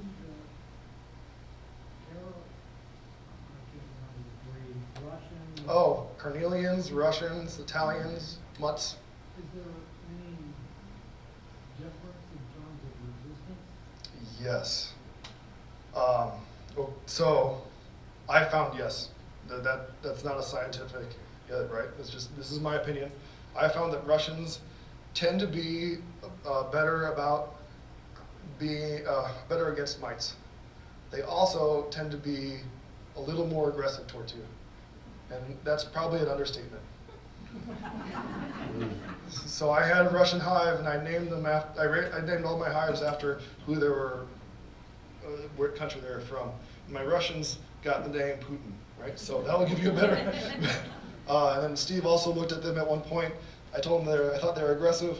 Steve looked at them and thought, well, he was looking at all my hives and said, I don't understand what you're talking about. All these are great. I just didn't say anything. And he went to the next hive, which was the Russians, and they lit him up. So I've been beekeeping for like 7 or 8 years by then, and one of my first mentors had a hot Russian hive, so I got experience real quick with it. And then of course I went to Italians, and they were like, great. I'm like, oh man, these are great bees after working his Russians. And so I'd seen a hot hive before, and so he was one of my first students, and he's like, hey man, every time I open up the lid, they're all up in my face. I'm like, well, they'll do things. He's like, I don't know, man. It's different than my other hives. I'm like, oh, well, he's a new guy, he's exaggerating. So I get out there, first time, I'm like, dude, there's nothing wrong with these. And I hit that last one, boom, they're up in my face. I go, oh, I see what you're saying about the hot hive. So that tends to be that can be pretty specific. Now, you can also have a hive that's queenless, and they'll do the same thing. It doesn't matter what they are, they're still going to try to sting you. And then you can also have a hive that's swarming or about to swarm. The swarmed or about to swarm, which again, they be queenless or not quite queenless yet, they will also be aggressive. So there's multiple things that tie into that. I think Trudy even talked about her hives that she swore they're way too aggressive. They were queenless. Any other questions we got? Just wanted to second the request to get these emailed out to us so we have all these links, please. Okay, yeah, I think we can work on that. We'll probably put it on our website, would be my guess. We've got our media guy here somewhere. Yeah, so we can work on that. Thank you. No. Mutts are just a mutt. Mutts are just a mutt, yep, mix. And carnelians are kind of what you imagine as a yellow, black stripe bee. Like in your mind, when I say honeybee, you get that written picture of one, that's a carnelian. I have found, in my experience, swarm captures and local bees will survive the area better. And as long as I'm talking about local bees and stuff, again, I'm going to plug the IQI, which is over here on the table, Illinois Queen Initiative. We're here, I'm part of the Illinois Queen Initiative. We're here to try to make it so that you're buying local bees that overwintered in Illinois. Okay. Any other questions? Did I scare everybody? No? Okay. Really, it's exciting. It'll be fun. There'll be heartache. You'll lose a hive. I promise you'll lose a hive. You'll be sad. You'll think it's the end of the world. You want to quit. You should come back. I actually do have a question. How do you measure a quarter cup of bees? Half cup. Half cup, sorry. So you shake them into a box. You take the nurse bees, because nurse bees don't fly well. You'll take it, you'll shake it into a box. You take a half cup. Make sure measuring cup. Make sure your wife doesn't love it or your husband doesn't love that measuring cup, because it'll probably become yours. And then take it, scoop it into the container, one of those containers, pour the alcohol in, have the alcohol open and nearby because they will want to fly away and crawl out, and shake it up and kill them. Good question. Other questions? What's that box there with the styrofoam? This is That's a 3-pound package. This is a 3-pound package from very docile bees. Yes. I'm going to demonstrate how you do a package installation with my very docile white bees. They won't be this docile, I promise. But it's the best we can do in January. Yeah. Okay? Thanks, guys. I'm going to put on the bottom of it so I can have my hand.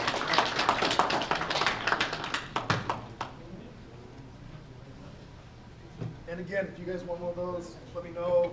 I only bought 10 of them. So it's first come, first served. What is it, sorry? The Mike check. The grower Mike check box.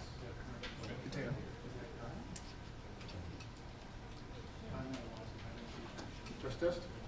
Test.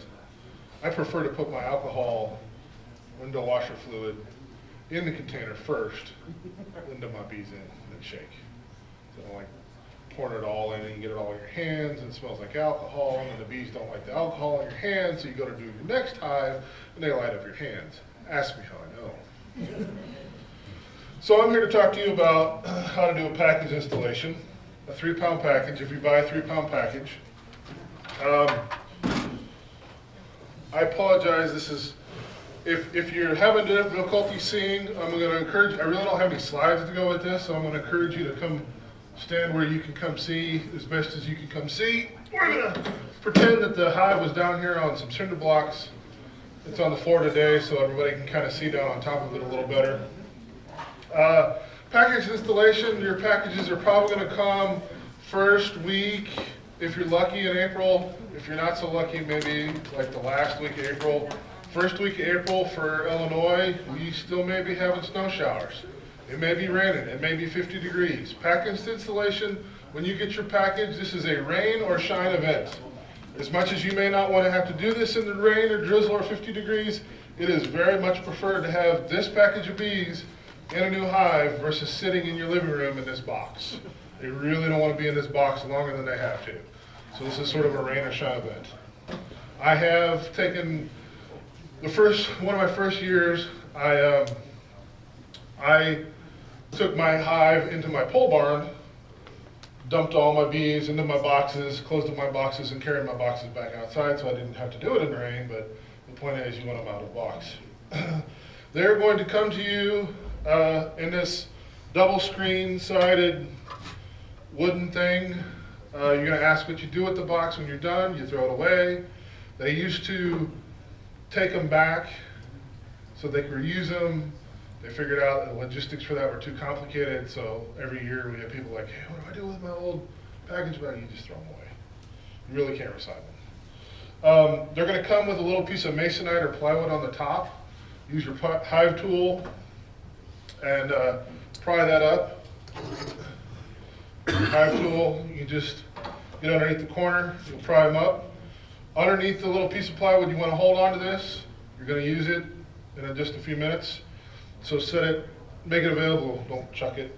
After that, you're going to find the top of the little can of syrup. This is going to be a can of syrup, we got high fructose corn syrup on it.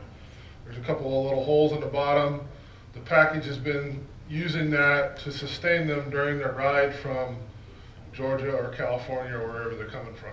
Hopefully if they're coming from Georgia, they've literally only been on the truck for 24 hours, and you're going to have like a half a can, 3/4 of a can of syrup left. If they've come from California, it's been a 3-day drive, and that can of syrup is going to be empty, and you're really going to wish they're really going to be wanting to get out.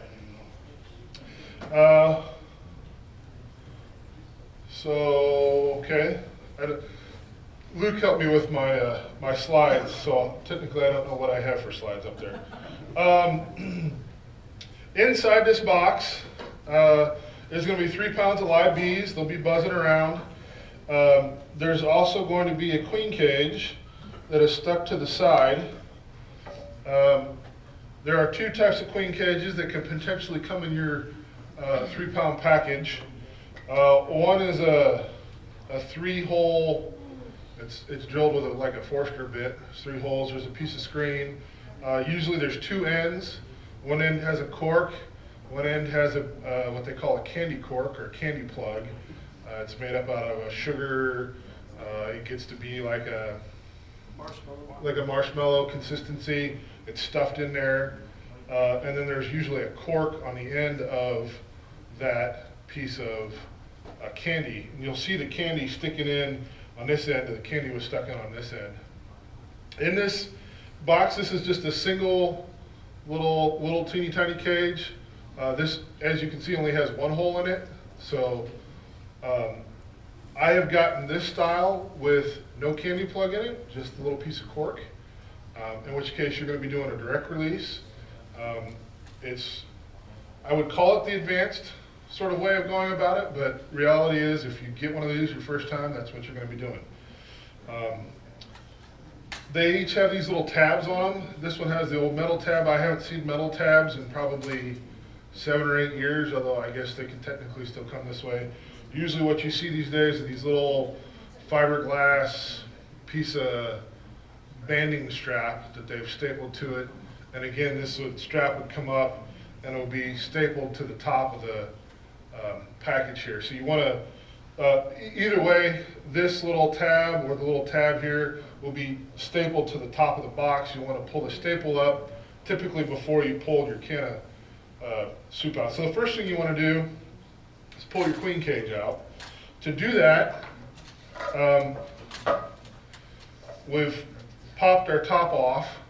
We have our can here. Now you have to get the can out. The can is going to weigh something. It's not going to be like these empty ones.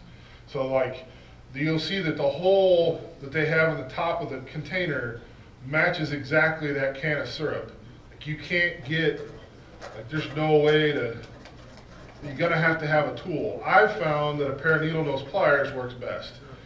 Some guys will use their hive tool and kind of get underneath the edge. You can kind of pry up an edge or something. I find needle nose pliers, you can kind of find the edge here where the gap is. You grab it, you can get that edge up on the can. I can get a hold of that can, and I can get once I get the can up to about here, I can get a hold of it. So, my next step is to take the can out.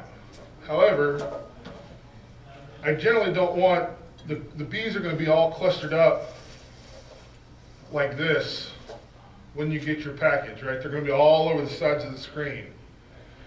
You want to keep as many in the box and out of your way while you're prepping this prior to when you do all this. So when they're all hanging around on the screen like that, you have to take the box and give it a little sharp on top of your hive. It's going to knock everybody down to the bottom of the container.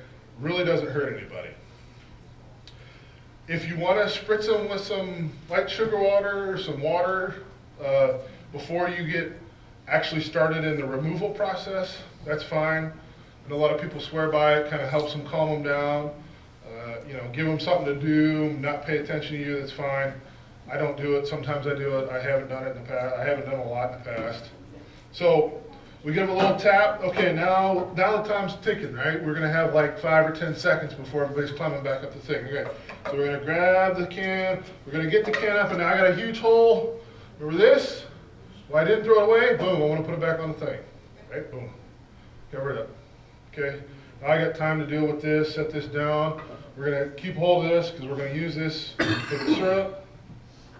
I can open up I can open up this slowly. I can work my little thing out, get it out, pull my queen cage out, put my top back on. If I've done this well, 3 or 4 have escaped. If you haven't done it well, you know, you've got a dozen in the air now. No big deal. What you really want to avoid is dropping the queen cage down into the basket, into the box. It will happen. The good news is you get to go fishing for it. You really want to pull the queen cage out before you dump everybody out. So what does that mean? That means you literally reach your hand down in here and you pull it out. Okay, that's why I like the nitrile gloves. Nitrile gloves mean my gorilla hands are going to fit into this hole. I could not get my gorilla hand into this hole if I had a big thick leather glove on. Again, because it's not a hive, they're not going to be nearly as protective of this enclosure as they are a regular hive. So the idea that they have guards to come out and sting you isn't quite the same. So they're much more docile than if you were working a regular hive. So yes, you can stick your hand down in there, retrieve your queen cage. Okay. Inside the queen cage, we're going to have the queen and several attendants. Hopefully you have several attendants. You should have several attendants. You may have had several of your attendants die. It's a thing. If your queen's not moving and your queen is dead, that's something your package supplier is going to want to know. At that point, you don't have to put the queen in the box. You need to dump the rest of the bees into the box because they don't want to stay in the cage. But most reputable suppliers of packages will provide you with a replacement queen. Most reputable package suppliers will verify that the queen is alive before the queen is handed off, before the package is handed off to you.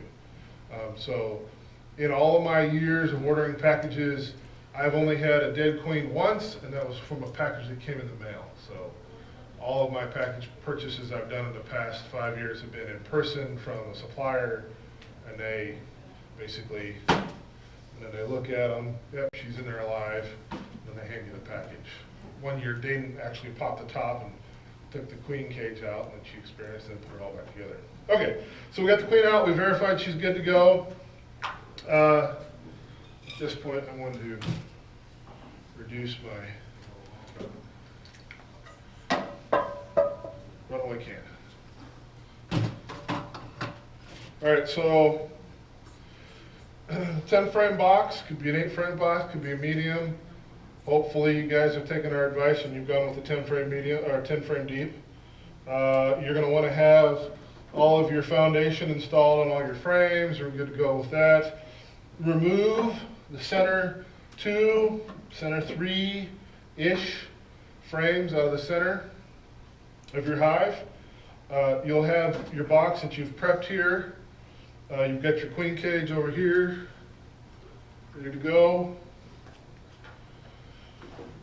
Since you've been looking at your queen and dealing with your can of syrup, they've crawled back up the side of the container. They're sniffing around that hole. Maybe you didn't get this quite arranged properly, and they're squeaking out the side. No big deal. It's all good. So it's time to give them another little like that. They're going to fall down to the back to the bottom. After that, I'm going to take them over, and they're going to come out just about like they just did. So a left and right shake, a tilt, right? You can give them a little top and get, if they're stuck at the top, give them a little, they won't all come out. You're going to have a few stragglers that hang around in there. I have a video on my YouTube site.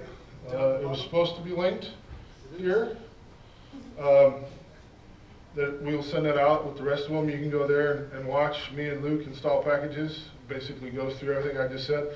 There's plenty of other package installation videos on YouTube. I'm not saying mine's the one you got to watch or whatever.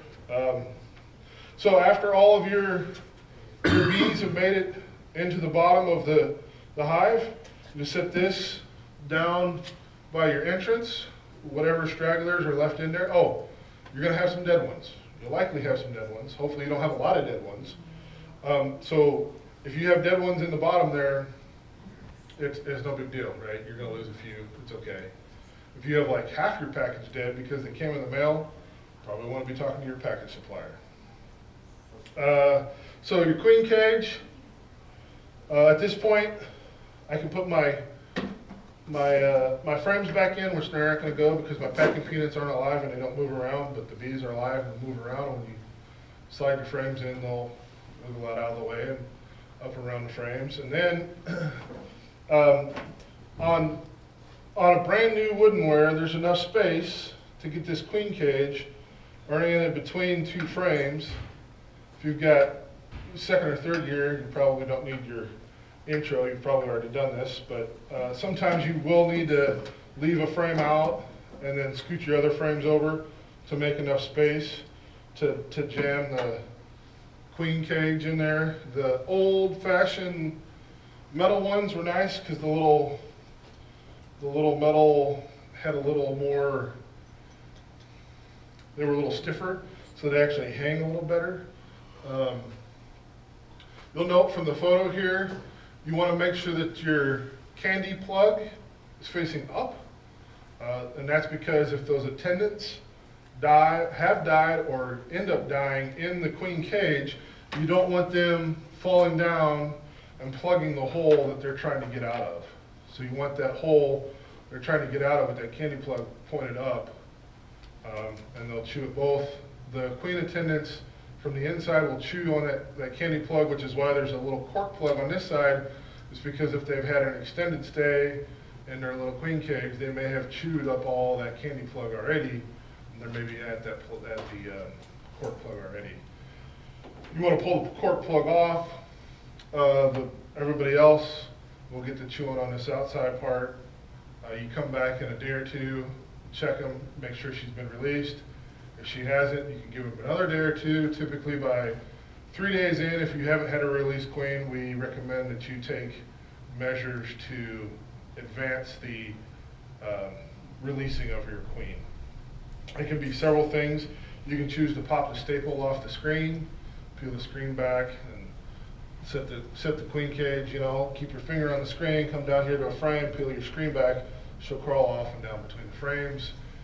You can choose to take a small, sharp, or not so sharp, pinpoint, safety pinpoint, something to punch a little hole down through the candy. It sort of gives them a little encouragement to get through there.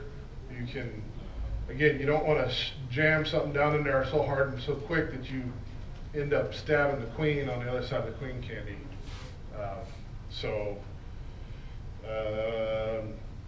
You can choose to pop the cork off the other side and remove the cork. Again, the needle nose pliers here, this is a Leatherman.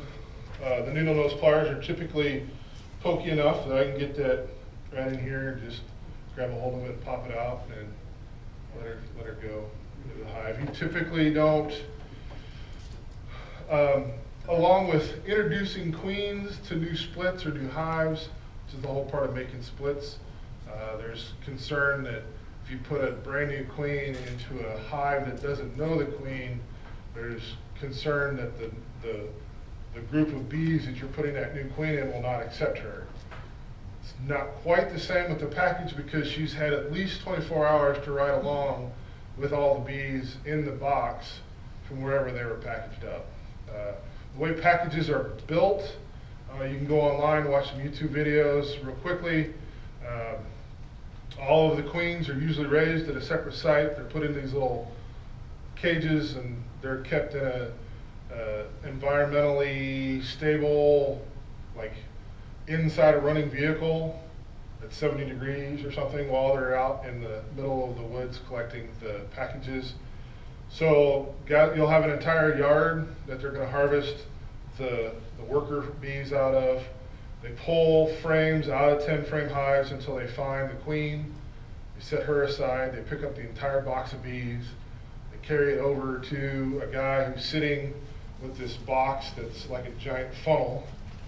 And there's a bathroom scale or a scale with this box on it. And there's a funnel comes down to the top of that hole.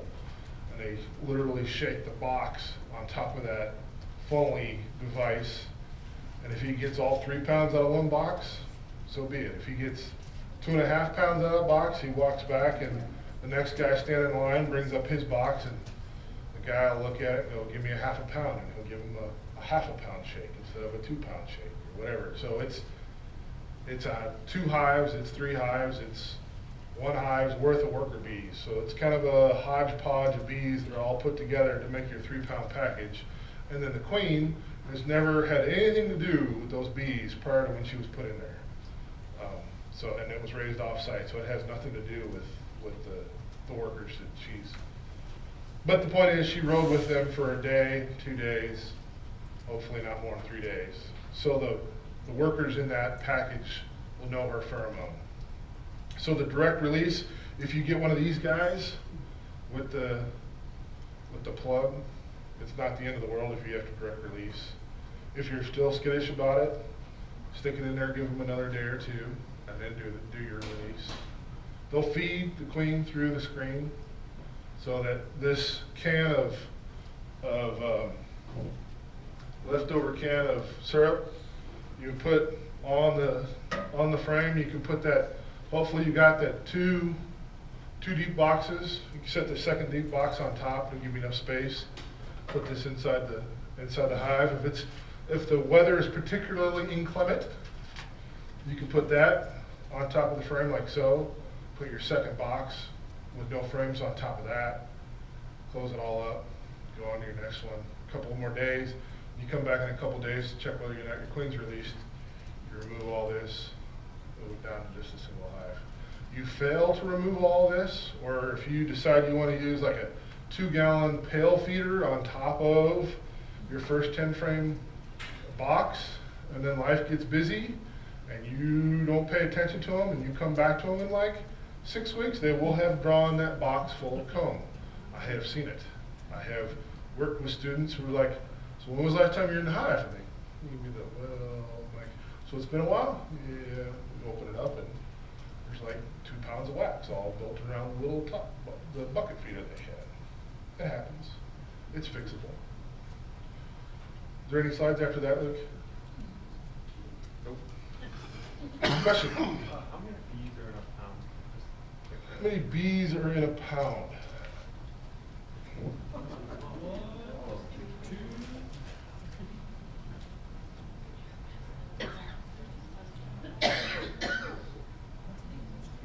Pause while I find the slide that I have this piece of information on. If you have more questions, is there another question? Any other questions? Is it worth trying to mark a queen? Yes. Yes. You can order your queen marked. The colors, there are 5 colors because we don't expect you to have a queen for more than 5 years. That was the old method. 4,000 bees per pound. Google.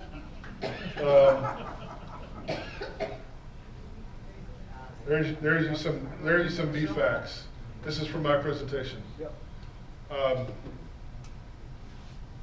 You used to have one color for every 5 years. Every 5 years it repeats, the color cycle repeats.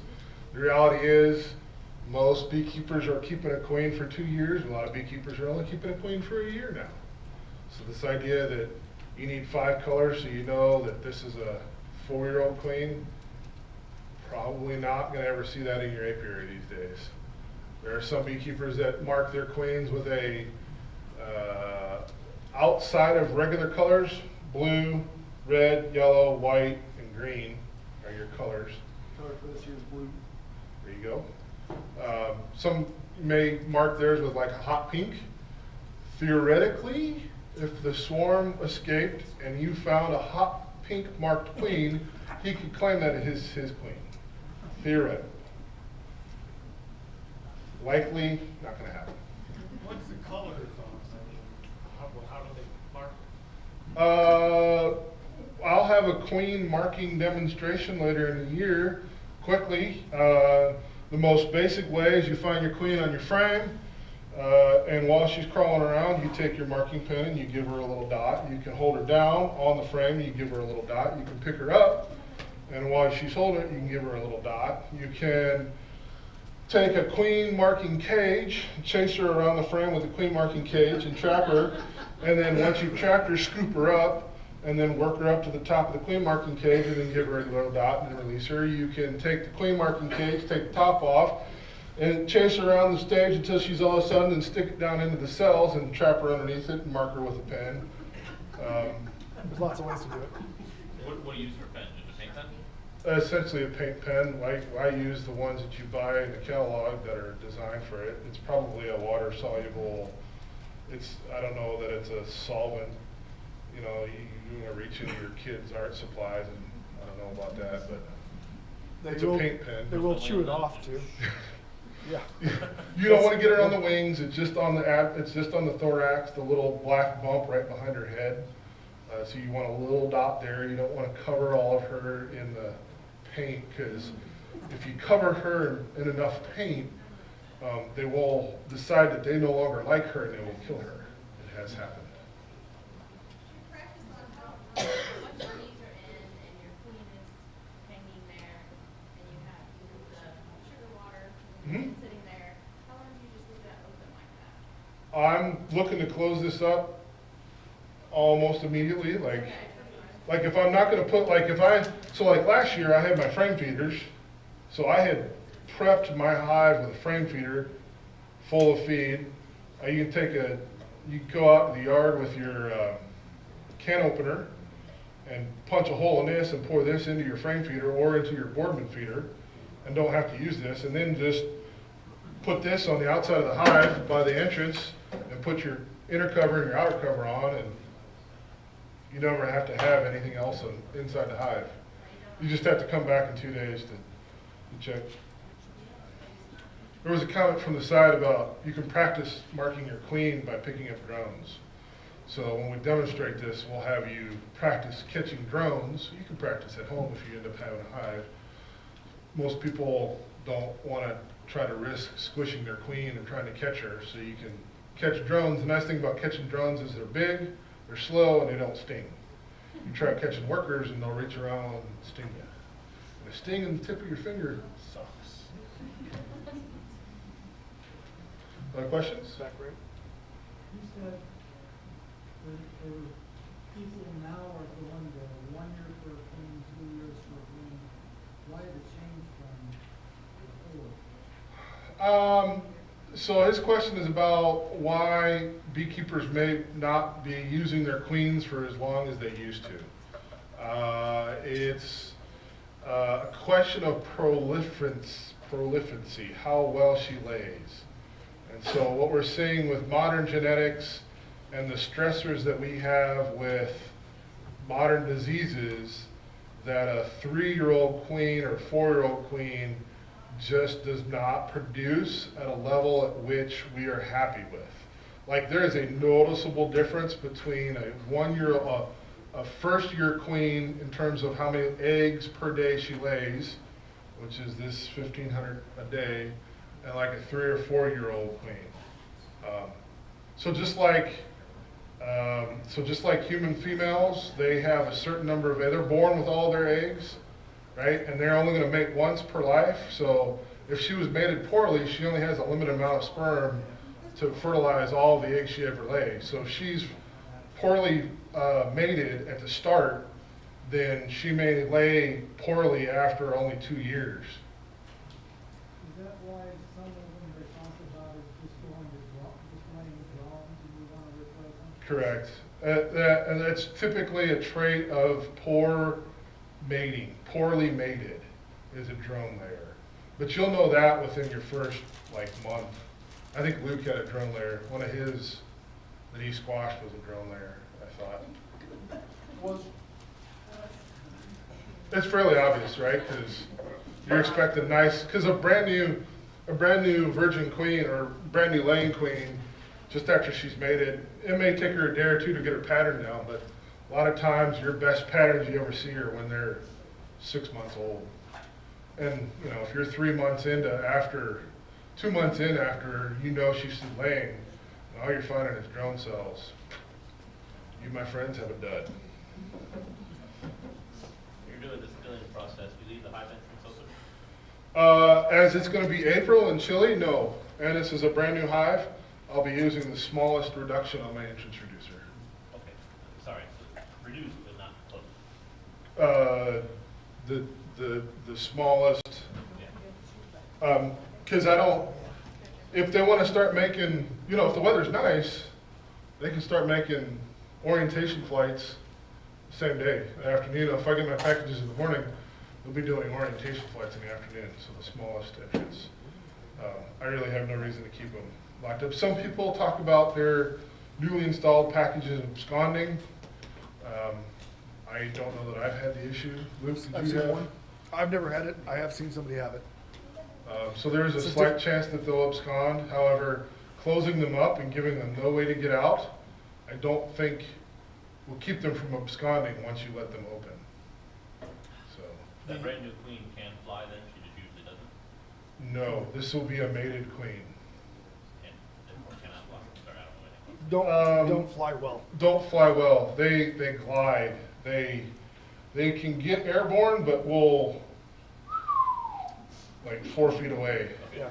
They don't. As you panic because you just lost a queen. Yes. And then you're like, oh my God, I saw her. I don't want to step on her. I don't want to step on her. Oh, there she is. There she is. And then you're trying to. You get real good at picking up your queen real quick. I've been there, done that. How do they abscond then if she can't fly? They'll leave her behind? They'll leave her behind. Yeah. Oh, really? Yeah, you'll see the queen and like 30, 50 bees around her. Okay. Attendants, essentially. Or she dies. This is not the same as a swarm capture. Swarm capture, you will close up 24 hours. Yeah, okay. Really? Say that one again, Luke? Not the same as a swarm capture. A swarm capture, I leave closed up for 24 hours. Yeah. What's the difference between absconding and swarm? So a swarm, I thought we were going to cover this. So if the size of the hive outgrows the size of the available space, there is a vote taken within the hive. The idea that this is the queen decides it's time to swarm, not how it works. It's a communal, right? They get together, they have their pheromone party, they have their dance party. I don't quite understand how it all works, but it's a communal decision that the hive is now time to swarm. Once that communal decision has been made, the messages are sent out to all those jobs we talked about earlier, and one of those jobs is for the queen to increase her laying. So you'll see a marked increase in laying. She'll lay almost every available cell in the hive, as well as starting queen cells, supersedure cells.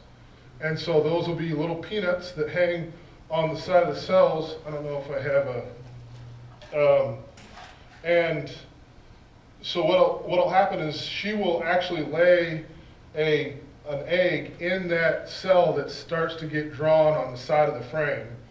And then typically after that queen cell is capped at 7 days, they will leave the hive. And there's very little you can do to prevent that from happening at that point. So if you open up your hive and you find a queen cell and nothing else, do not tear that queen cell down, because you have likely missed the swarming section and you are now essentially queenless. However, they're not acting queenless because everybody that was left behind recognizes the queen cell as the new queen in development. So what happens is the nurse bees, they can't fly. They stay behind to tend the brood that's still there. All the foragers, they leave with the queen and they go find a new home and start a new home someplace else, while all the hive is left to raise the brood that was last laid. That'll hatch out, they'll start foraging, right? Because as soon as you hatch, you've got your nurse job, and then, right, it's a couple weeks before you graduate into the forager job. In the back? Isn't it a good idea just to like have a swarm box?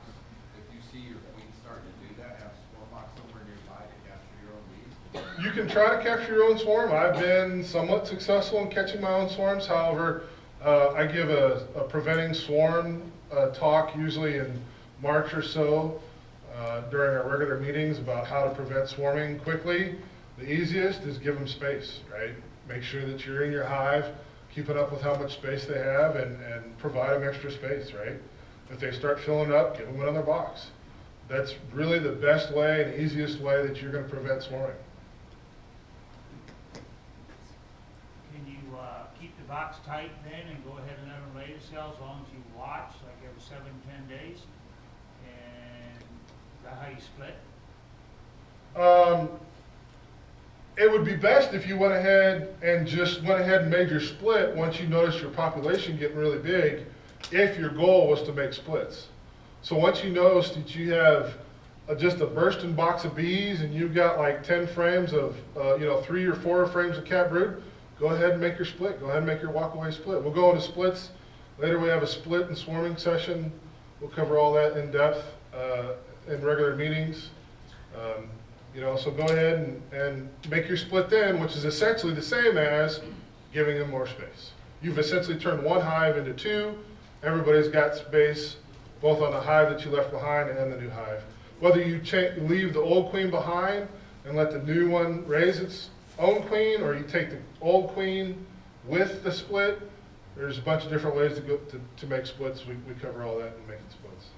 Okay, we're gonna break for sessions. First, we're gonna do a break, small break. Well, So we're gonna break and then go there, yeah, so we're gonna do a small break. So thanks for the presentation.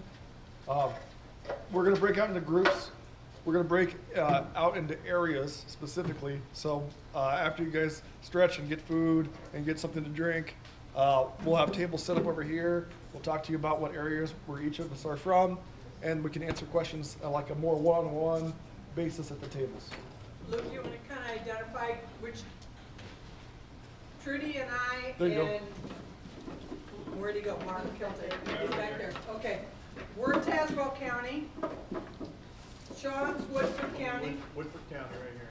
Peoria County. Mark and Yeah, Luke, so I'm Peoria. I'm based out of Chillicothe. Yeah. So, and it's not crucial that you go, but if you're regional, then it helps us to identify where you are, and if there's somebody out there that we can help, connect you with a mentor or something to get you started too, if you have any questions about your area. Yep. So please help yourself to the food so that we can get rid of it. Especially the cake.